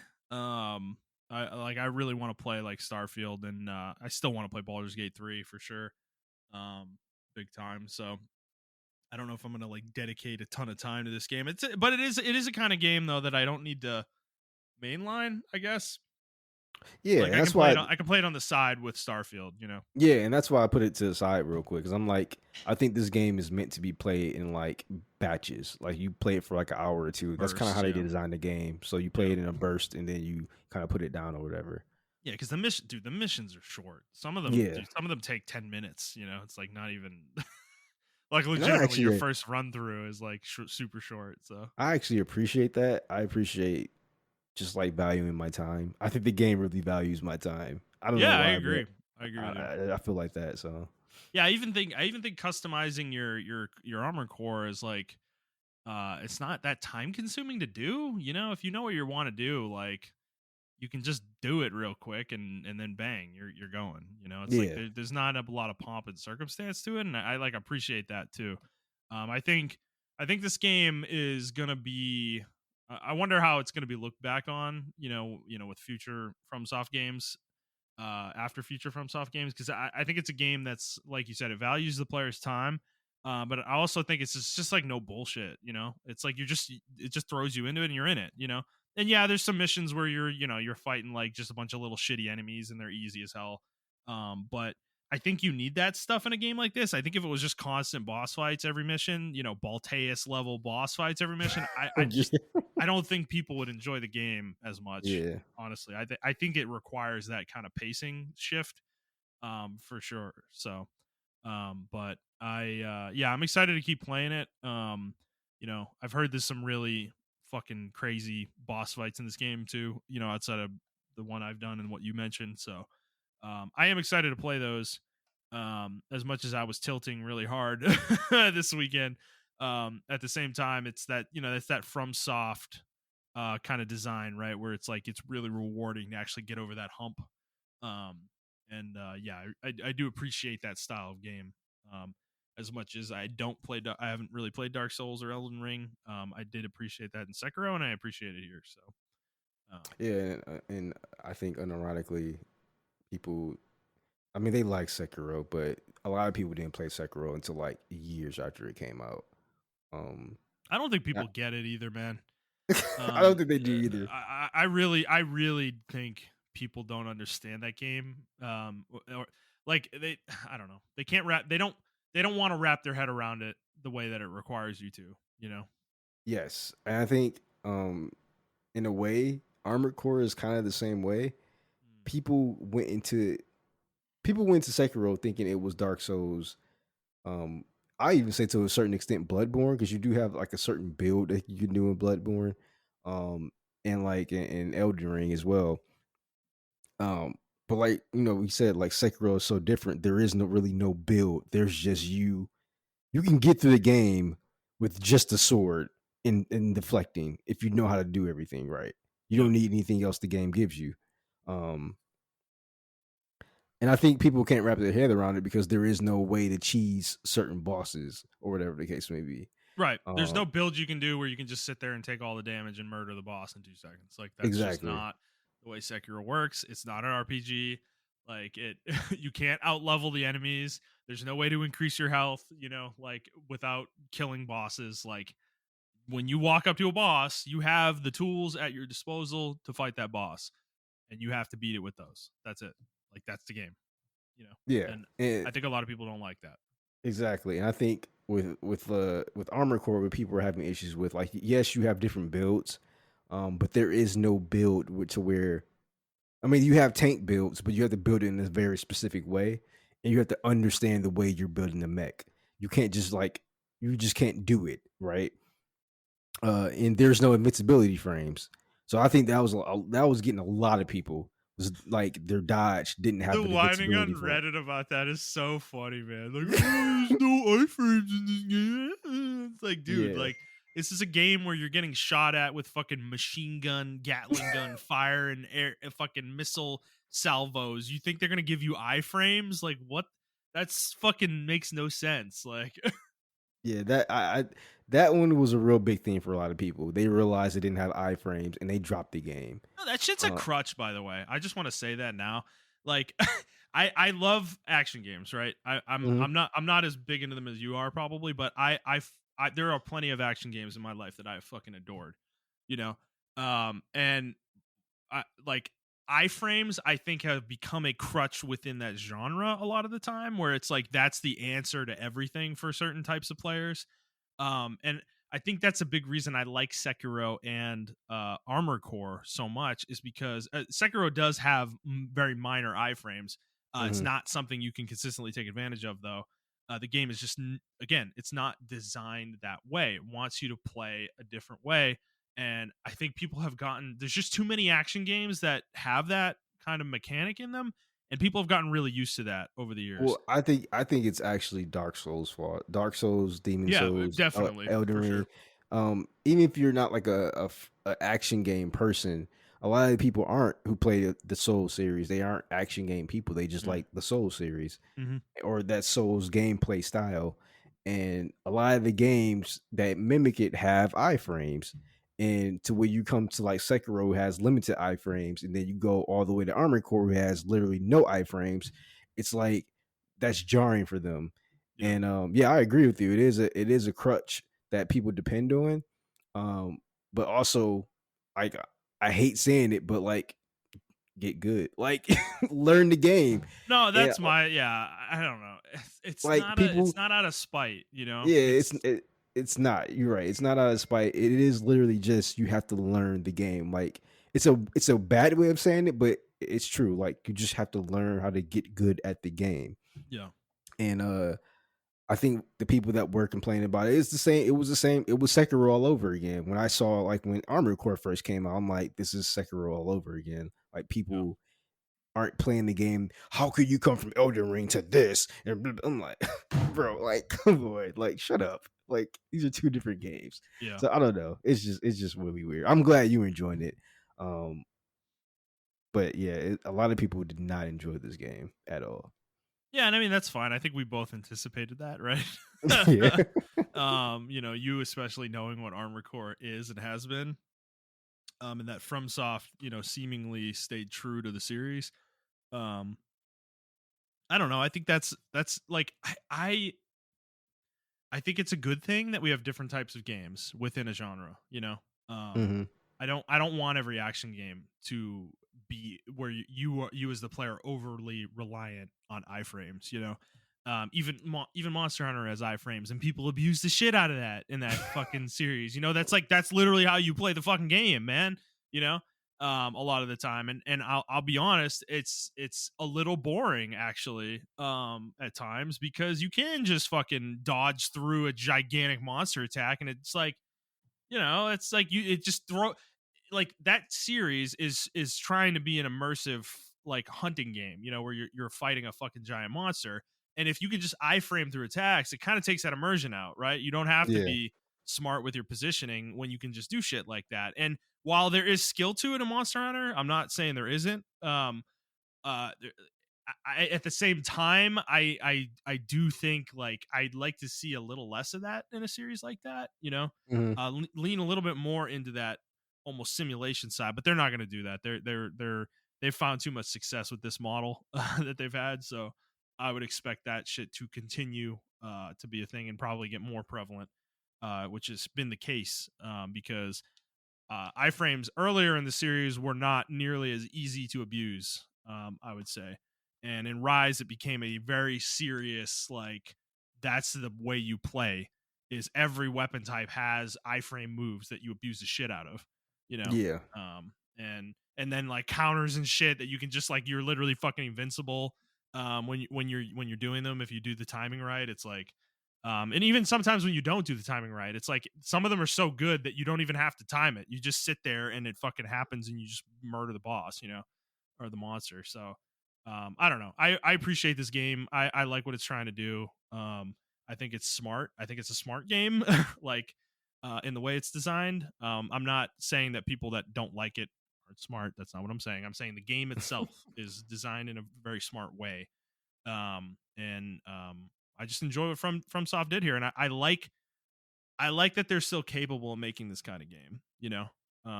It shows a lot of range for a studio that's kind of become known for one thing. I think these guys are like they legitimately are on the short list for best developers in the world. You know, Yeah. um, I don't think that's a question at this point. And I'll be frank, I don't want to see them get acquired by anybody. No, I think they Um, should remain third party. I think they have enough clout to where they can yeah. remain independent. I, They also have I enough money. honestly, They also have enough money. They don't need. They yeah, don't need more. I feel bad for Insomniac because I feel like, in my opinion, Insomniac is like in that same echelon. Yeah, Like they didn't need to. They shouldn't have been acquired by anybody. They should have been able to remain a freelance studio. they You could know? have too. They Yeah. didn't have to. They had always had a relationship with Sony, and it's not like Sony was going to go away from that. You know, Yeah. they were already working on Spider-Man before the acquisition happened. Oh, really? Okay. I So thought. I yeah, I'm thought. pretty sure. I'm pretty sure. Like when? Hold on. When was Insomniac acquired by Sony? I think it was 2018, wasn't it? Yeah, it was 2019. It was after Spider-Man came out, dude. Oh, okay. Okay. Yeah, so so they had already made that game as a third party, Um so it's yeah, I agree with you. I think that acquisition, as much as it was good for Sony and definitely bolstered their first party, and it made sense for, Insomniac too. They've always had a huge, like a really close relationship with Sony. I didn't think it needed to happen though. Them being taken off the table as a third party kind of sucks for the industry, because I mean they worked with Xbox. They made Sunset Overdrive, Yep. and that was a very well received game. So it's not like they were relying on Sony to make good games. So I'd like to see the same thing with From. I don't want them to get acquired. I'd like them to be independent, be able to make their own shit, and get funding from whoever they want. But you know, they're yeah, I mean at this point I feel like publishers have been lining up to get with them and work with them for like half a decade or more now. The fact that Sekiro was published by Activision is hilarious. you know that just does not feel like the kind of game that Activision would fund, but they did. Yeah, so And I yeah. sometimes I get confused with the publishing. So the publishing, right? Because I always thought they handle like the distribution and stuff like that, but you really don't need that now. Well, they also So fund the game though somewhat. okay, all right, There's some sort of funding tied to the publishing deal. It's not just like making the discs, doing marketing, distribution and all that. There is some amount of funding that may come with the deal as well. Obviously, we don't know that for each individual game what that is, but there may be a lump sum of money given or some agreement to give a certain amount of money per amount, like time of development or something like that. That could definitely be a thing too, for it. So, yeah, or owning okay, the IP, that's going to be part of the deal as well for some of the publisher deals. Yeah. So yeah, You like for think you instance, like think they Bloodborne was Sony funded Bloodborne, and they they own the own Bloodborne that? IP. Yeah. You know, You From think can't make a Bloodborne game unless Sony were to work with them to do that. yeah, you think that's why they haven't made one? Um, I think there's a history with Sony and From, and I think Sony's bitter. Um, and because they fucked up, right? They didn't publish Demon Souls in the United States or in the West. I don't think they published it in Europe either, and that was a huge mistake that I think Sony was painfully aware of, and probably still is to this day. Um, because um, that was the launching pad for FromSoft to become what they are now, right? Because they didn't do that game, but then it was so successful that From made Dark Souls, and then they made Dark Souls 2 and Dark Souls 3, and those none of those were published by Sony. You know, Yeah. they were all published by Bandai, and Sony lost that, and then they funded Bloodborne, but that was like their attempt to kind of reclaim that relationship with FromSoft, but it didn't matter. FromSoft was too big by that point, for them to be an acquisition target. And I think they're definitely too big now. I mean, dude, if you were gonna buy From, like, what would they even sell for? Like, I mean, we got to be talking like billions, right? Yeah, they're definitely worth like 2 or 3 billion. Yeah, but that seems low for their output. Yeah. Even though they're one studio, it's still, I don't know, man. I think Elden Ring kind of bolstered them. So I would say if they were on the bargaining table, anything less than 5 billion is insulting to me. Like that's Yeah, what I would say if I yeah, was like Miyazaki, whoever owns fucking From I Software, agree with whatever the that. fuck. I Um, think that's kind of the range, which is insane for one developer. But I mean, think about the IP they have though. Dark Souls, you're you gonna got bring Elden Ring. that whole fan base over to you. Yeah, right. You Well, know? in the talent they have, right, as well. Yeah, We're calling them one of the best studios in the world. You're paying for that when you buy them, right? yeah, Similar to what Sony did with Bungie, right? I mean, Sony paid like what, 2 to 3 billion for Bungie, and that's one studio, you know. So yeah. And they're, sounds about right. I mean, I love Bungie, but they're mid now, so it's like, I, Sony doesn't look at them that way. Holy yeah, shit, dude, it's crazy. They're like part of this like multiplayer like fucking council, evaluation council, and Sony's like internal. Like, you remember when we talked about the Last of Us factions kind of getting not canceled, but like the team got downsized? yeah. Like, that was because of Bungie. Like, Bungie was like, this Wait, game isn't. really?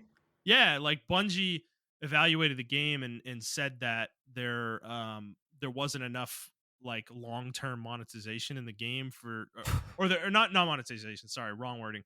There wasn't enough like long-term, there wasn't a long-term plan to keep players playing the game, you know. And obviously monetization is part of that.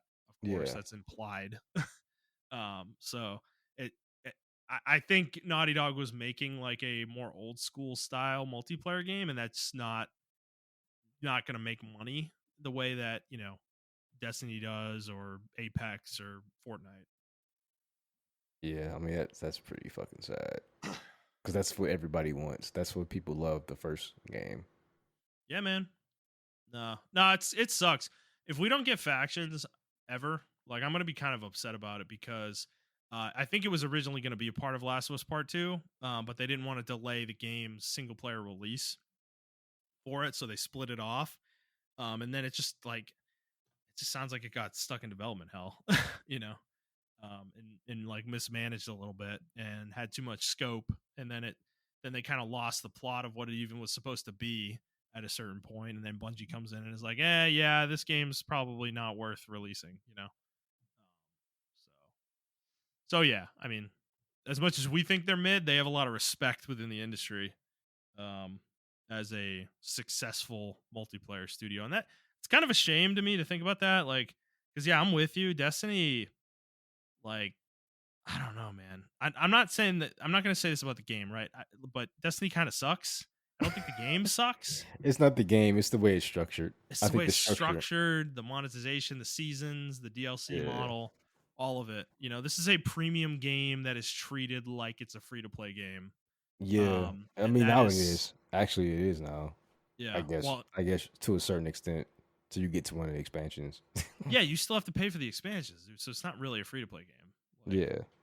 um, yeah, and yeah, with the microtransaction model they have, and all the nickel and dimey bullshit they've done over the years with that game. I don't think they're the model I want the industry following in terms of multiplayer games, but I don't think we have a choice in that matter. So Yeah. it is what it is. I think it's going in a bad direction, but like you said, it is what. Sorry, y'all. Like you said, it is what it is. Like with that, Yeah, it's like dark in my room. I need to turn on the light. So, Montreal's falling um, asleep. yeah, I had to turn on the light. But yeah, I don't know. I don't want From Software to get acquired. I think we need more double A studios, even though I feel like they're triple A. But we need more independent studios. Mm, I yes. don't want a whole thing that happened like last week where, what's the name of that company? I forgot their name. Embracer. Embracer, where they, Yep. closed Gobbling down people some. up. Oh yeah, Yeah. gobbling people up, and then they close them a few years later. Like that is an EA classic move, man. Yeah. That And I Embracer's taking over now. and I just don't understand how that's. I guess you acquire them to get the IPs and then you close the studio down. And I don't like that. That doesn't make any It sense. doesn't. It doesn't. You It doesn't close the make any sense. studio that made the IP what it is. That's crazy. That's just that literally is so backwards to me. Yeah, I mean, granted, like Saints Row didn't do well, but I feel like if they had a second crack at it, they would have like knocked it out the park. Because a lot of people did like that game. Um, it's just a lot of other people didn't like the game, and the narrative flew with the game and everything like that. So Well, yeah, and there was the whole there was some political yeah, part of everybody, why people didn't like that game. yeah, because the game wasn't, it didn't really focus around the gangster element. It was just a bunch of people trying to do like gangster stuff, if that makes any like criminal stuff. Yeah. So a lot of people were like, "Oh, the game's woke now," and it's like, I guess, man, like that's where we're going with it. So whatever. Yeah. Yeah. But I didn't think they needed deserve to get shut down because of that. And Yeah. I don't know. Yeah, Also, there's managing your studio, right? Like yeah, it, maybe I mean to some degree maybe it's Volition's fault that they did that with the game, like took that game in that direction, but at the same time, like at some point leadership has to be held accountable, like come into the studio, evaluate the game, and if you think it's not gonna work, then have them change direction. That's what you're supposed to do as a publisher. yeah. I agree. And we hate publishers for that, but I mean, at a certain degree, some studios can't be left to their own devices. They Well, I just mean, we say that too, right? Like, yeah, we hate when publishers do that because we do. I feel like creative expression is a thing, yeah, especially among studios, even if you are trying to get monetary gain. But we've seen, I think, lo and behold, like Xbox is a perfect example of that. yep, Like, how many games have we had before this is like their first W in a yeah, while, right? And how years, many years years, and how many they released actually a lot of exclusives, y'all, but they just suck. yeah. Like no one cares about them, Yeah, there's like a couple like Psychonauts 2 people point to, and then Bomb Rush Cyberpunk. Or no, sorry, not that one. Fuck, what was the one they made earlier this year that came out of the God, what was the Japanese studio? I don't know. I'm forgetting. It kind of looks like Bomb Rush Cyberpunk. It has that same style. It's like an action game. Oh, you talking about Hi-Fi Rush? Yes, Hi-Fi Rush. Yeah. People point to those like those are W's, man. And it's like, yeah, sure, They they're are. like They are critically W's. acclaimed games, but they're not like W's in the way Starfield is. Like Exactly. Yeah. Starfield's gonna potentially sell consoles. Like those games aren't selling shit. They're nice games for them to have, but they're not a God of War. They're not a Horizon Forbidden West. They're not a fucking Last of Us 2. Exactly. They're Yeah. not in that level of game. Yeah, and I love Hi-Fi Rush. But yeah, you're right. It's not a system seller. Like people were actually going out and buying the Xbox Series S or X or S for Starfield right now. Um, so I mean that this is their first W, but like I said, there are examples of studios that sometimes need this. I mean, because we used to harp on EA for that shit all the time. Um, But even them, right? But remember BioWare, man, I was Anthem. just about to say that. I was They just they about to say they that. came They in. EA came in and almost saved that game. You know, they're the reason it was even decent. You know, it was EA. It wasn't BioWare. So I mean, yeah, if you look up the history of that game, that kind of changed my whole. That game did change my whole perspective on like the publisher developer relationship. Because before that, we were all like, "Oh, fuck the publishers," blah, blah, blah, blah. Right. And when that game came out and Jason Schreier wrote that article, I was like, hold on. EA actually tried to come in and was like, hey guys, let's reel this in. Hey, man, the No, flying is actually really fun. Why isn't that a bigger focal point in the game? You know. yeah. So I think game companies in general should just do that. Like they need to come in, bring because it's almost like I think Apple or not Apple, but Microsoft doesn't do this right. And we talked about it too, like just as IT people, how they change stuff on their platforms or on their programs or on Windows, Mhm. and the UI is just like it doesn't make sense. But to like a coder, right? They've been in their own bubble and like, oh, it makes perfect sense. You can do this and you can do that. It's more modular and blah blah blah. Mhm. And it's like, bro, where's my start button? Like, where's my Yeah. fucking start? You've lost me right there. You took away my start button. Where's the command? Where's the control panel? Where's that at? Like, you lost me there. And I feel like game developers get into that same bubble to where like they make this awesome game or they think they're making this awesome game because they're all in the bubble making this game. And to them, it makes sense on paper. But then you get like a normal person. I don't want to say normal, but you get like a everyday person or a layman person who comes in and they're like, Eh, I mean, this is cool, but why aren't you focusing more on this? I had fun They doing forget. this They more than forget to put the fun in the game.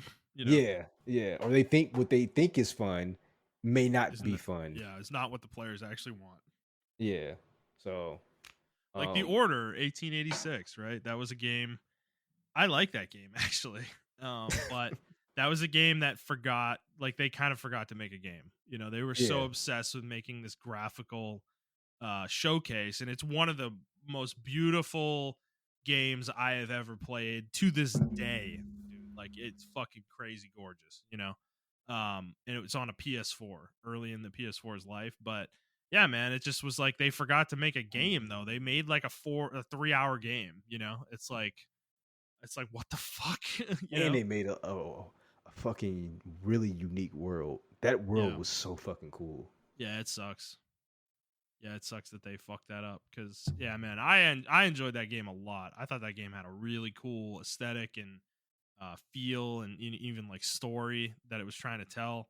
I thought it was a really cool game, but yeah, it just like it was just too short. I remember when the game came out on YouTube, like I watched it. I ended up watching the game on YouTube before I played it because it was so short. It was like a 2.5 hour playthrough, you know, Yep. of the game, and I'm like, when I played it, it was more like 8 to 10 probably because that's how I play games. But Mhm. this person just literally they just blast through the whole game, you know. And yeah, it was like it wasn't even like they were rushing though. They weren't skipping cutscenes. They weren't running every opportunity they got. They were just playing the game, you know. And it only Yep. took 2.5 hours. Like you can't do that, with Yeah. a fucking $60 game. Conversation about value aside, like there's a conversation there. That's not where it should be though. You know, it shouldn't be that short, personally, in my opinion.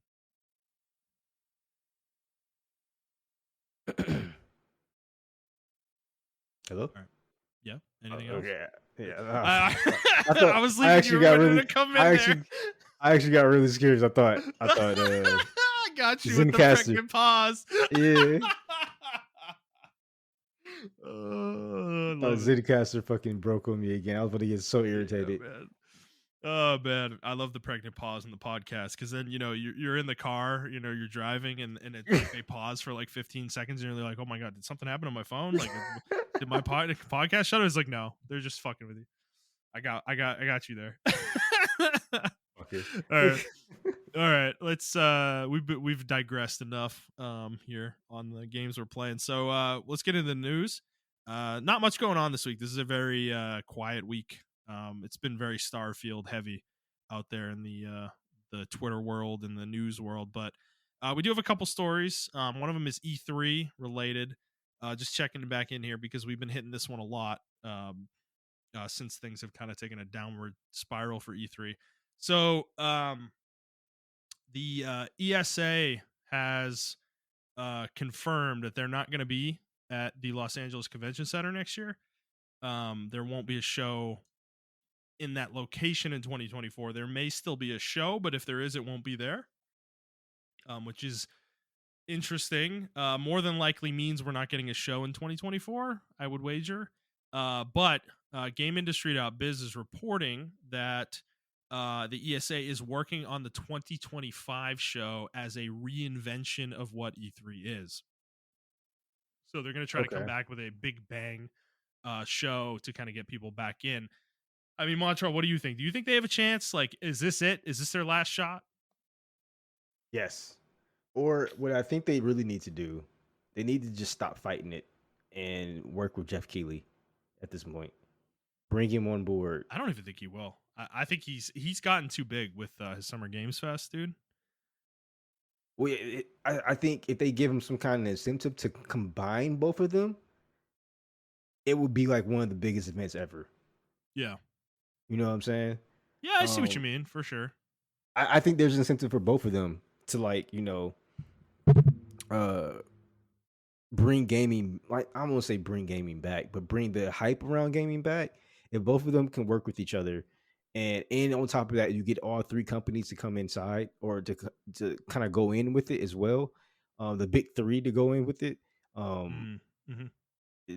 that could be if Jeff Keighley gets creative control over it, because like people respect them. They're developed like the game development world respects Jeff Keighley, I think, way more than E3 ever Yeah, was. for sure.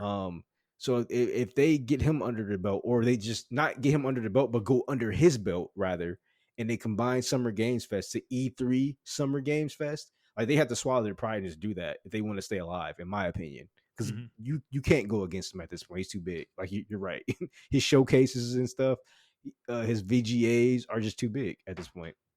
Which is crazy because they only started like 5 years ago. They haven't even been around that long, dude. You know.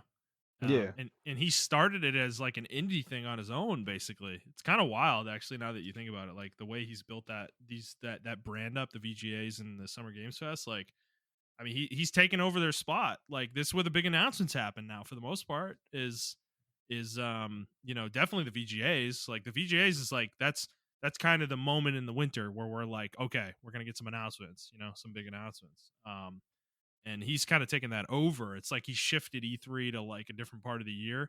Summer Games Fest tends to be more like less announcement focused and more on like showing games specifically, which is cool though. I like that. I'm not excited about Summer Games Fest in the same way I used to be excited about E3. But I still enjoy it. I like what he's doing with that.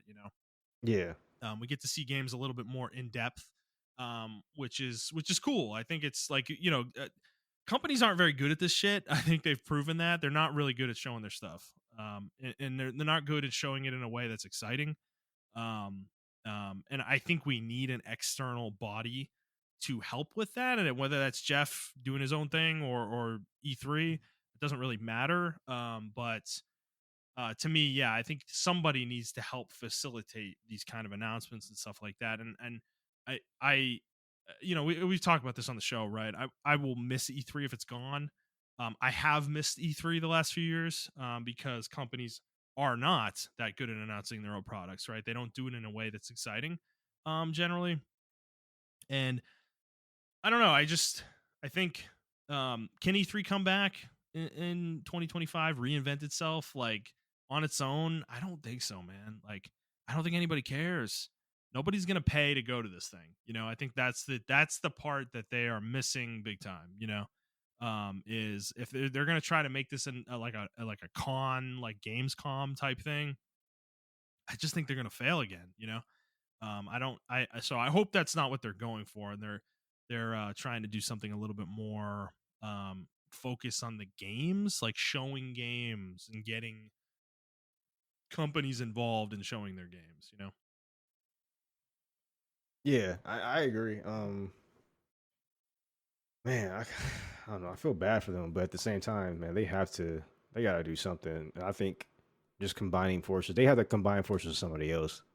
Because like you said, like no one's gonna pay, especially if you don't have anything there. No one's paying to go to that Also, show. the Like, publishers aren't going to pay either. That was a big reason that E3 fell apart. Actually, is because to go to E3 and have a booth, like as a developer, you had to pay an exorbitant fee to get space.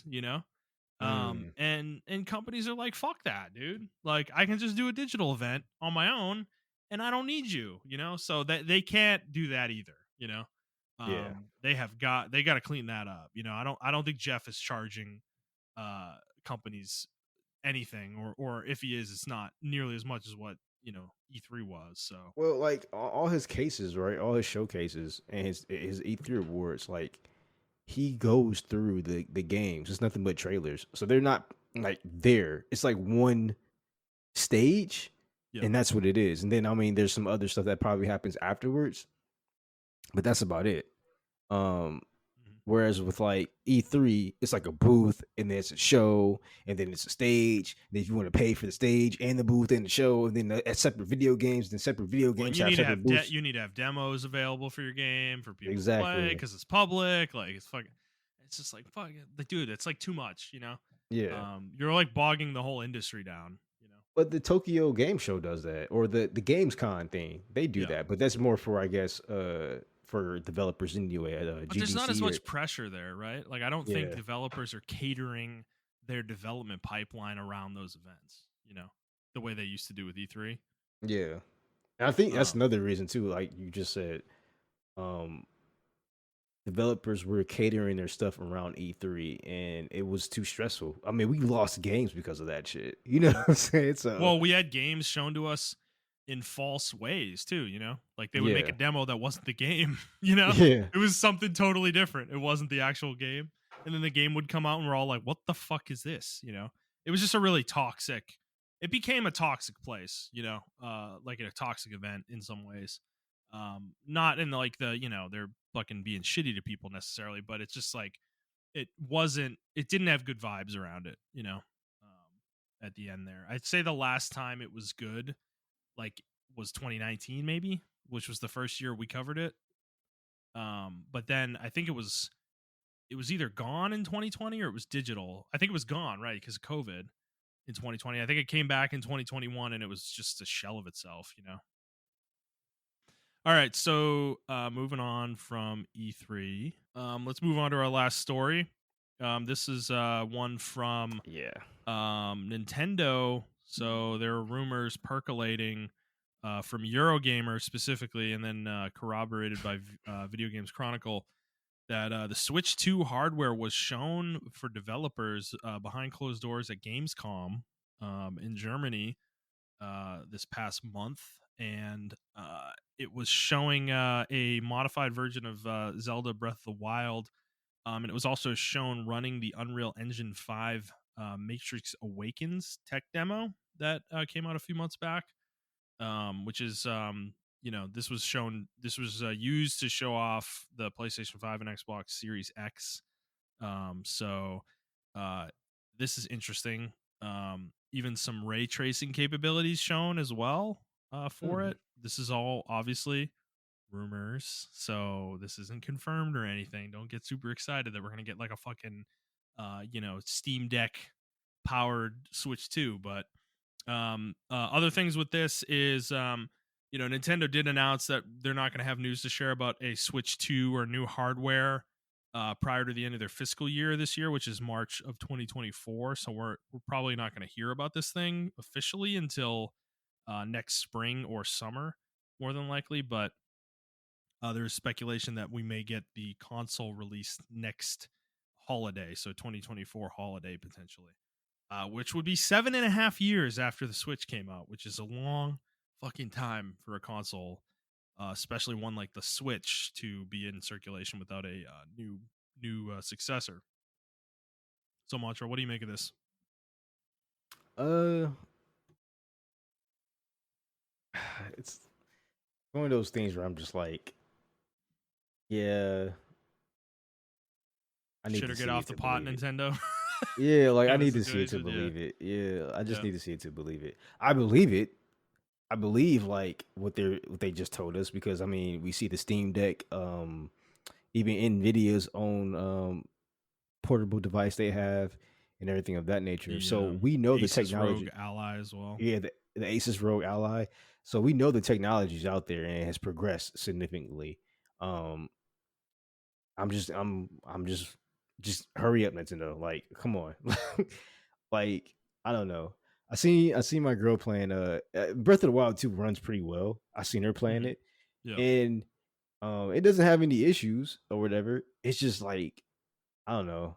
It's just really weird, man. They have like she has like on Breath of the Wild 2 or she has like 6 or 7 fucking little spirits walking behind her, like actual full model spirits Hmm. walking behind her, like a mini army, and it's running really well. But I don't know when I'm playing. But I think about games when I play like Xenoblade Chronicles 3, where sometimes the game kind of like it kind of not freezes up, but like slows down a little bit, frames drop, and even in Xenoblade Chronicles 2, it was doing that, and I Yeah. just feel It like did it more in 2 than 3, I think, yeah, yeah, it actually. did do it more in 2 and 3. 3 was a little bit more optimized in 2. Yeah. Um, but yeah, I was just remembering too how frames would drop, and it's just like even on dock when it was docked, it would still drop, and I It was just actually like, would be man, worse when it was docked. A really? lot For of the me, it time. was it was better on docked for me. Nah, for me, Zelda, I remember Breath of the Wild was worse for me docked than it was on handheld mode. Wow, that's interesting. Um, yeah, and I just think I don't know, they need to get their shit together. Not to get their shit together, but just hurry up and It's release it. time, dude. It's fucking Yeah, time, man. yeah. Like I said, it's right now 6.5 years since the Switch came out, man. That is, dude, that's as long of a lifespan as the PS4. That's crazy, Like that that doesn't fucking check out, man. It's like it's not that good of a device, right? Like it's needed a hardware refresh for a while, honestly. I think the question for me though is like, do you really think they're gonna go power with this thing? Like, I just like I find I that think it's gonna hard. be as powerful as an Xbox One or a PS4. That's what I think it's gonna be as powerful as. Yeah, I think that would be a safer bet than to say that it's gonna try to match the Steam Deck or fucking any other like PC handheld type device. Like that's I don't know. Do you really see Nintendo charging $500 or $600 for their next fucking device? Like that, No, I no. don't know. I mean, they may. I mean, it is one of the top selling consoles in the world, so they may. Yeah, but it's $300. There's this huge difference between 300 and 500, man. It's That's like true. I don't They may know. charge 400 for it or I could see 350. 400. 400 I think is like that's like their kind of their upper limit in my opinion for Yeah, Nintendo. I think I now this is one thing I think will happen. No, they can't do that, but I think they might. I think they might go with the cartridge cartridgeless version or diskless version of said console that's coming out. Mm. Mhm. That would be dangerous though, because all my games are cartridge. So Same. I have to buy the cartridge version I of mean, it. remember they've already done that though, didn't they? With the isn't the Switch Lite? Oh no, the Switch Lite lets you use cartridges. No, that's the without the It dock. doesn't dock. You can't dock the That's Switch Lite. that's without the dock. Yeah, I guess that makes sense. No, yeah, I don't know. I think anybody like again, we do this with Nintendo like every generation. It's like, guys, they have given up like matching the hardware output of their competitors like 20 years ago at this point. Like give it up. Give up the ghost, guys. They're not going to be, Sony level fidelity. They're never going I to do just that. I just want it to be more powerful to where people developers can do a little bit more with it. Yes, I agree. And I actually feel like I would actually like a PS4 on the go. Like I would like Yeah. that. Yeah. So if you can give me that level of power or even a PlayStation Pro, that kind of power on the go, I would love that. Um I honestly think an SSD in the thing um yes. will do wonders for it. Yeah. I think that alone would be a huge difference. And with the chip technology and what's been going on with chips with like Apple and stuff, there's really powerful chips going into mobile devices now that are Yeah. literally on par with laptops, Yep.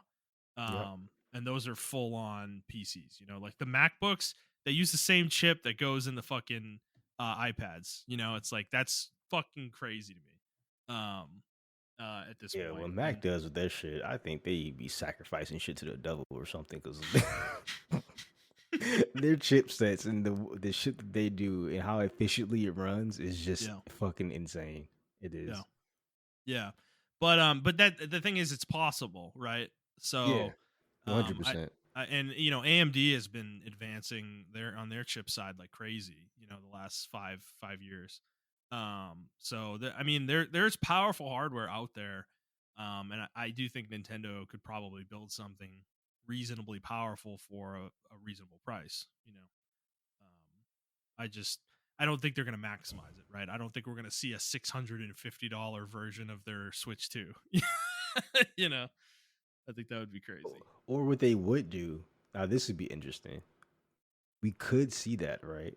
But they sell it as two parts. They sell the base Switch 2, right, with just the handheld version of it, and then they sell like Hmm. a powerful docking station type that will bolster it up to That has like maybe. augments the hardware a little bit. Yeah. Yeah, exactly. That augments the hardware and maybe pushes up maybe past a PS4 Pro or almost borderline PS5. I can see them doing that. And that both pieces of equipment maybe $300 and that's $600, but you don't have to buy one part. You could buy one part and then buy the Well, other part maybe later. they bundle it for 500. Ooh, yeah. Yep. You buy one part and then you can buy the other part later. Yeah, and then they do sell it separately though. I think Yep. that could work. I think that's definitely plausible to me. Because I think a lot of people, I think there's a lot of people who play the Switch in handheld. I don't think that's that like rare. I mean, I fucking play mine primarily handheld. Yeah. But then Um, there's a lot of people who play it docked. Like I play yeah, mine primarily I docked. just think it's not like a 80-20 split in either direction. Yep, You know, exactly. I think it's probably closer to 50-50, maybe 40-60, in one direction or Yep. the other. Hmm. And yeah, that if that's the case, and I mean Nintendo has this data, right? So they should know that better than anybody, like what that split is. And if it is close to 50-50, then I think that strategy could work perfectly. Yeah, I think the Switch Lite, in my opinion, was like the perfect example of that. Depending on how many Switch Lights sold, right, and things of that Yeah. nature, compared to like the OLED Switch and the original model Yeah, but the Switch. fact that they made it at all, doesn't that indicate that, I'm kind of right that there are a lot of people that play it in handheld and they know Oh that? yeah, yeah. I Right? 100% agree with you. I feel like it is a 60-40 split. People with the 60 being people playing the handheld, and then the 40 being people who play it docked. I just think it would be a good business move um to have that kind of technology to where it's not just a docking station, it actually powers up and complements the graphics of it. Then that gives people more incentive to play it Yeah. docked and buy this docking device, Mhm. and you can charge for it, to where a lot of people they didn't even want the dock when they got it. And that's why they got the Switch Lite because like I never played my Switch docked at all. Yeah. There were people who traded in their Switch, their For a original Switch Switch, Lite, yeah. to for a Switch Lite. I thought So about it. I'll be honest, I thought about it, but the only reason I didn't was in Xenoblade. yeah. I play those games docked. Like I that's like the one game series that I refuse to play handheld for the most part. Yeah, so Yeah, I makes would sense. actually be disappointed if they didn't think of that, to be honest. If we thought of that in like 5 minutes, they have teams dedicated to this Oh yeah. shit. Oh, I mean they're very intelligent over there at Nintendo, right? Yeah. They're really good at taking down people's YouTube videos and destroying the emulator scene. They're very intelligent. Okay, like we know that. We know Nintendo's smart. So just do the console release the right way.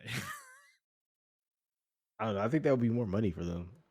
Um, I think so, and I think they're continuing to hedge. I think they're in a really unique position that Sony and Microsoft would love to be in, right? yes. Specifically Sony, where like you're catering to both the handheld and the console market at the same time with one device. It's Yeah, fucking crazy that they actually made that shit work. It's crazy enough that it works. yeah. Because Um, imagine if there was like a Vita 3 that complemented the PlayStation 5, where I yeah. can play low fidelity games, but the same game on my video on the go. That Yeah, would but they're be doing the portal, right? Like that yeah, isn't that Sony's admission that they're like, we kind of want to get in here, but like we don't want to make a dedicated handheld, right? yeah, exactly. That's their version of making the PS5 kind of a switch a little bit.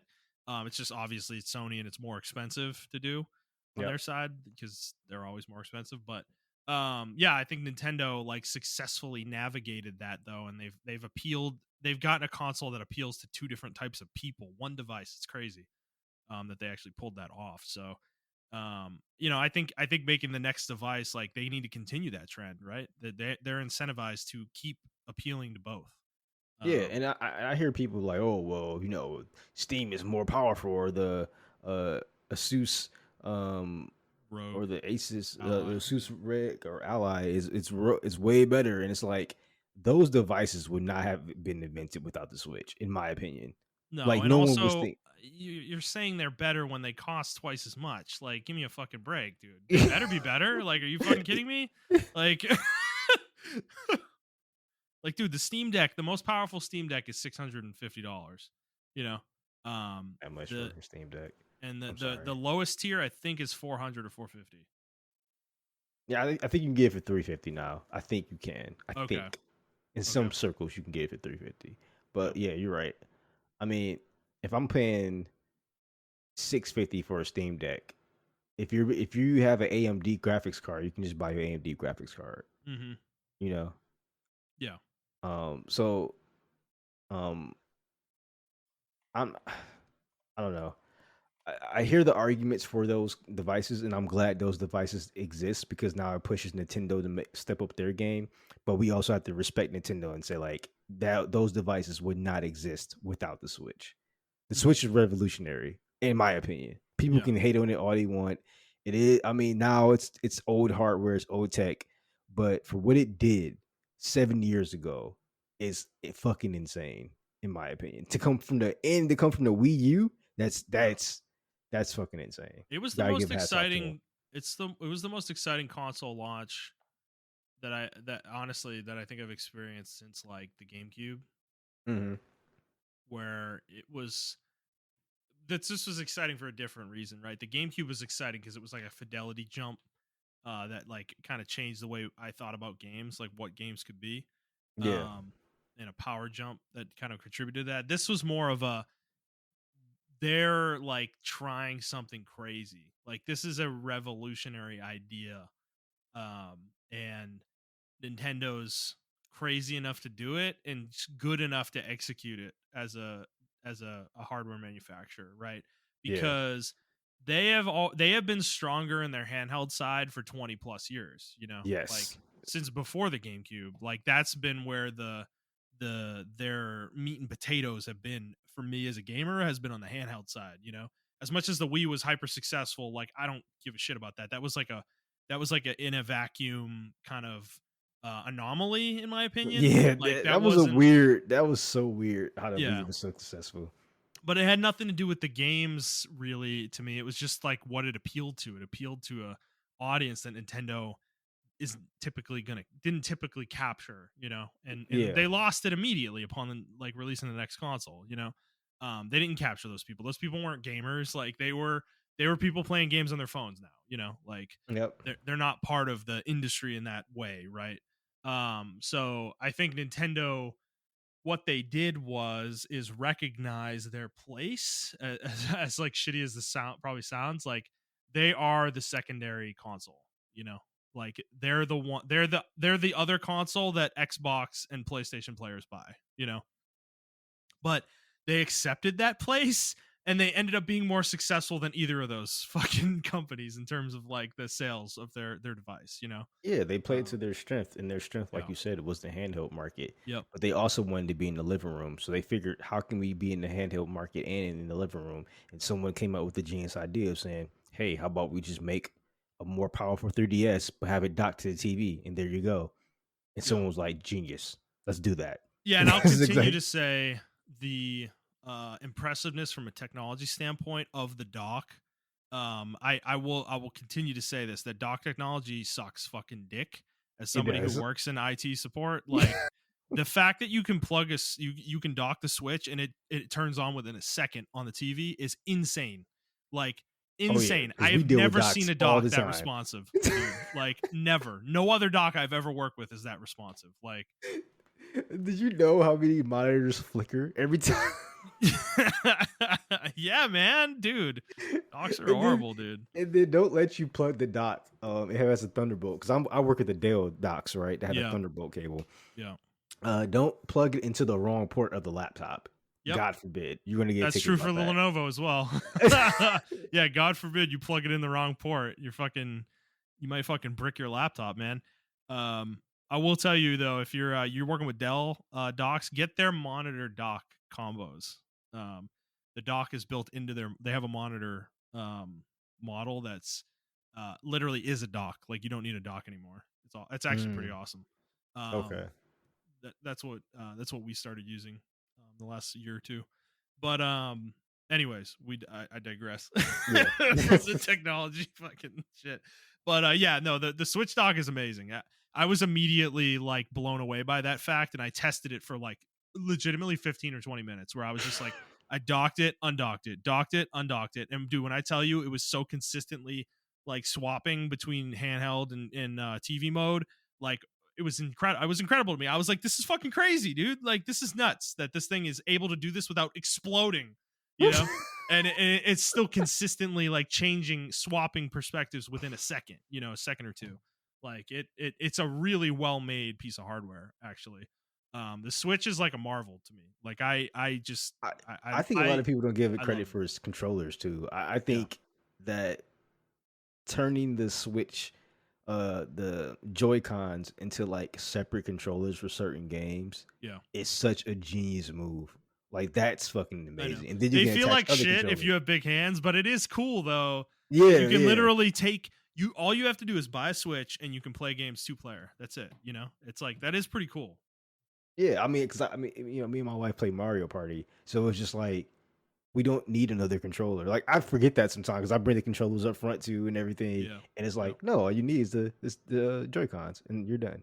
And I was like, that's so fucking cool. Like I don't know, that's amazing technology. Yeah, they suck.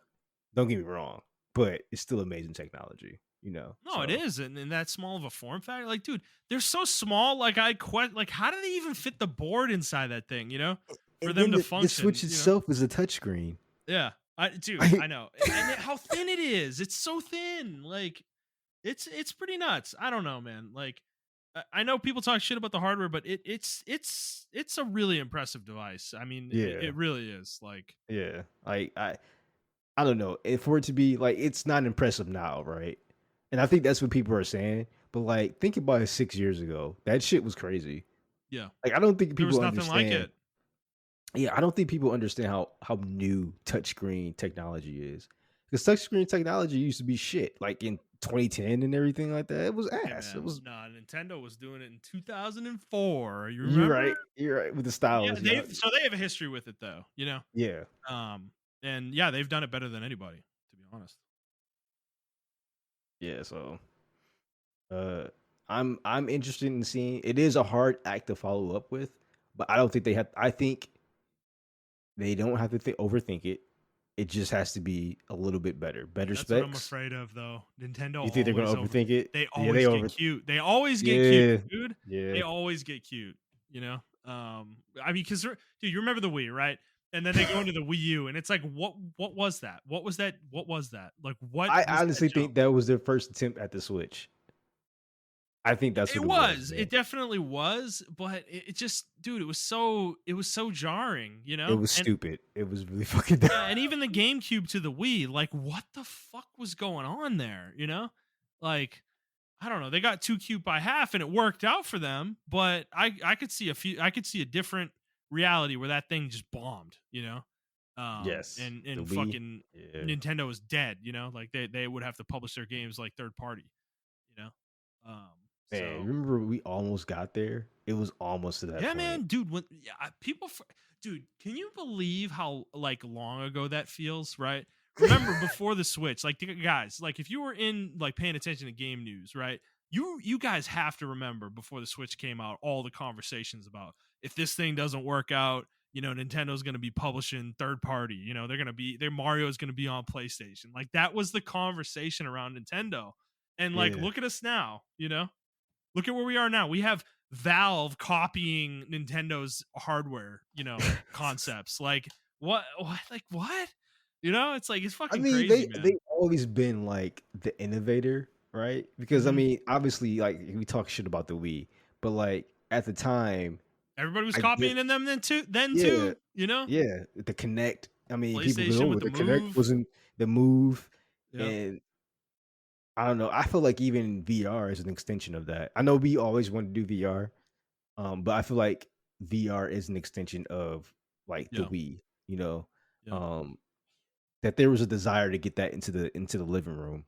hmm So, uh, yeah, that Wii was just like very casual friendly and everything. And hmm I feel like Xbox has learned like, okay, we can't copy this Switch. Like, there's no Yeah. one. I mean, I feel like the remote play and the cloud play is an attempt to get like more handheld hmm that they have, and it's way more powerful than like it's way better than Sony's like attempt with the cloud hmm play. But I hmm think even Sony, they realized how they just didn't support their technology, and their strength is in the living room. So that's when they gave Yeah. up on the Vita.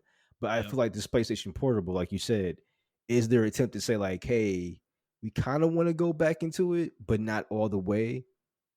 But we're trying to figure out a middle point to where Mm. it can be a companion to your console, but not actually your main console, if that makes any sense. So Right.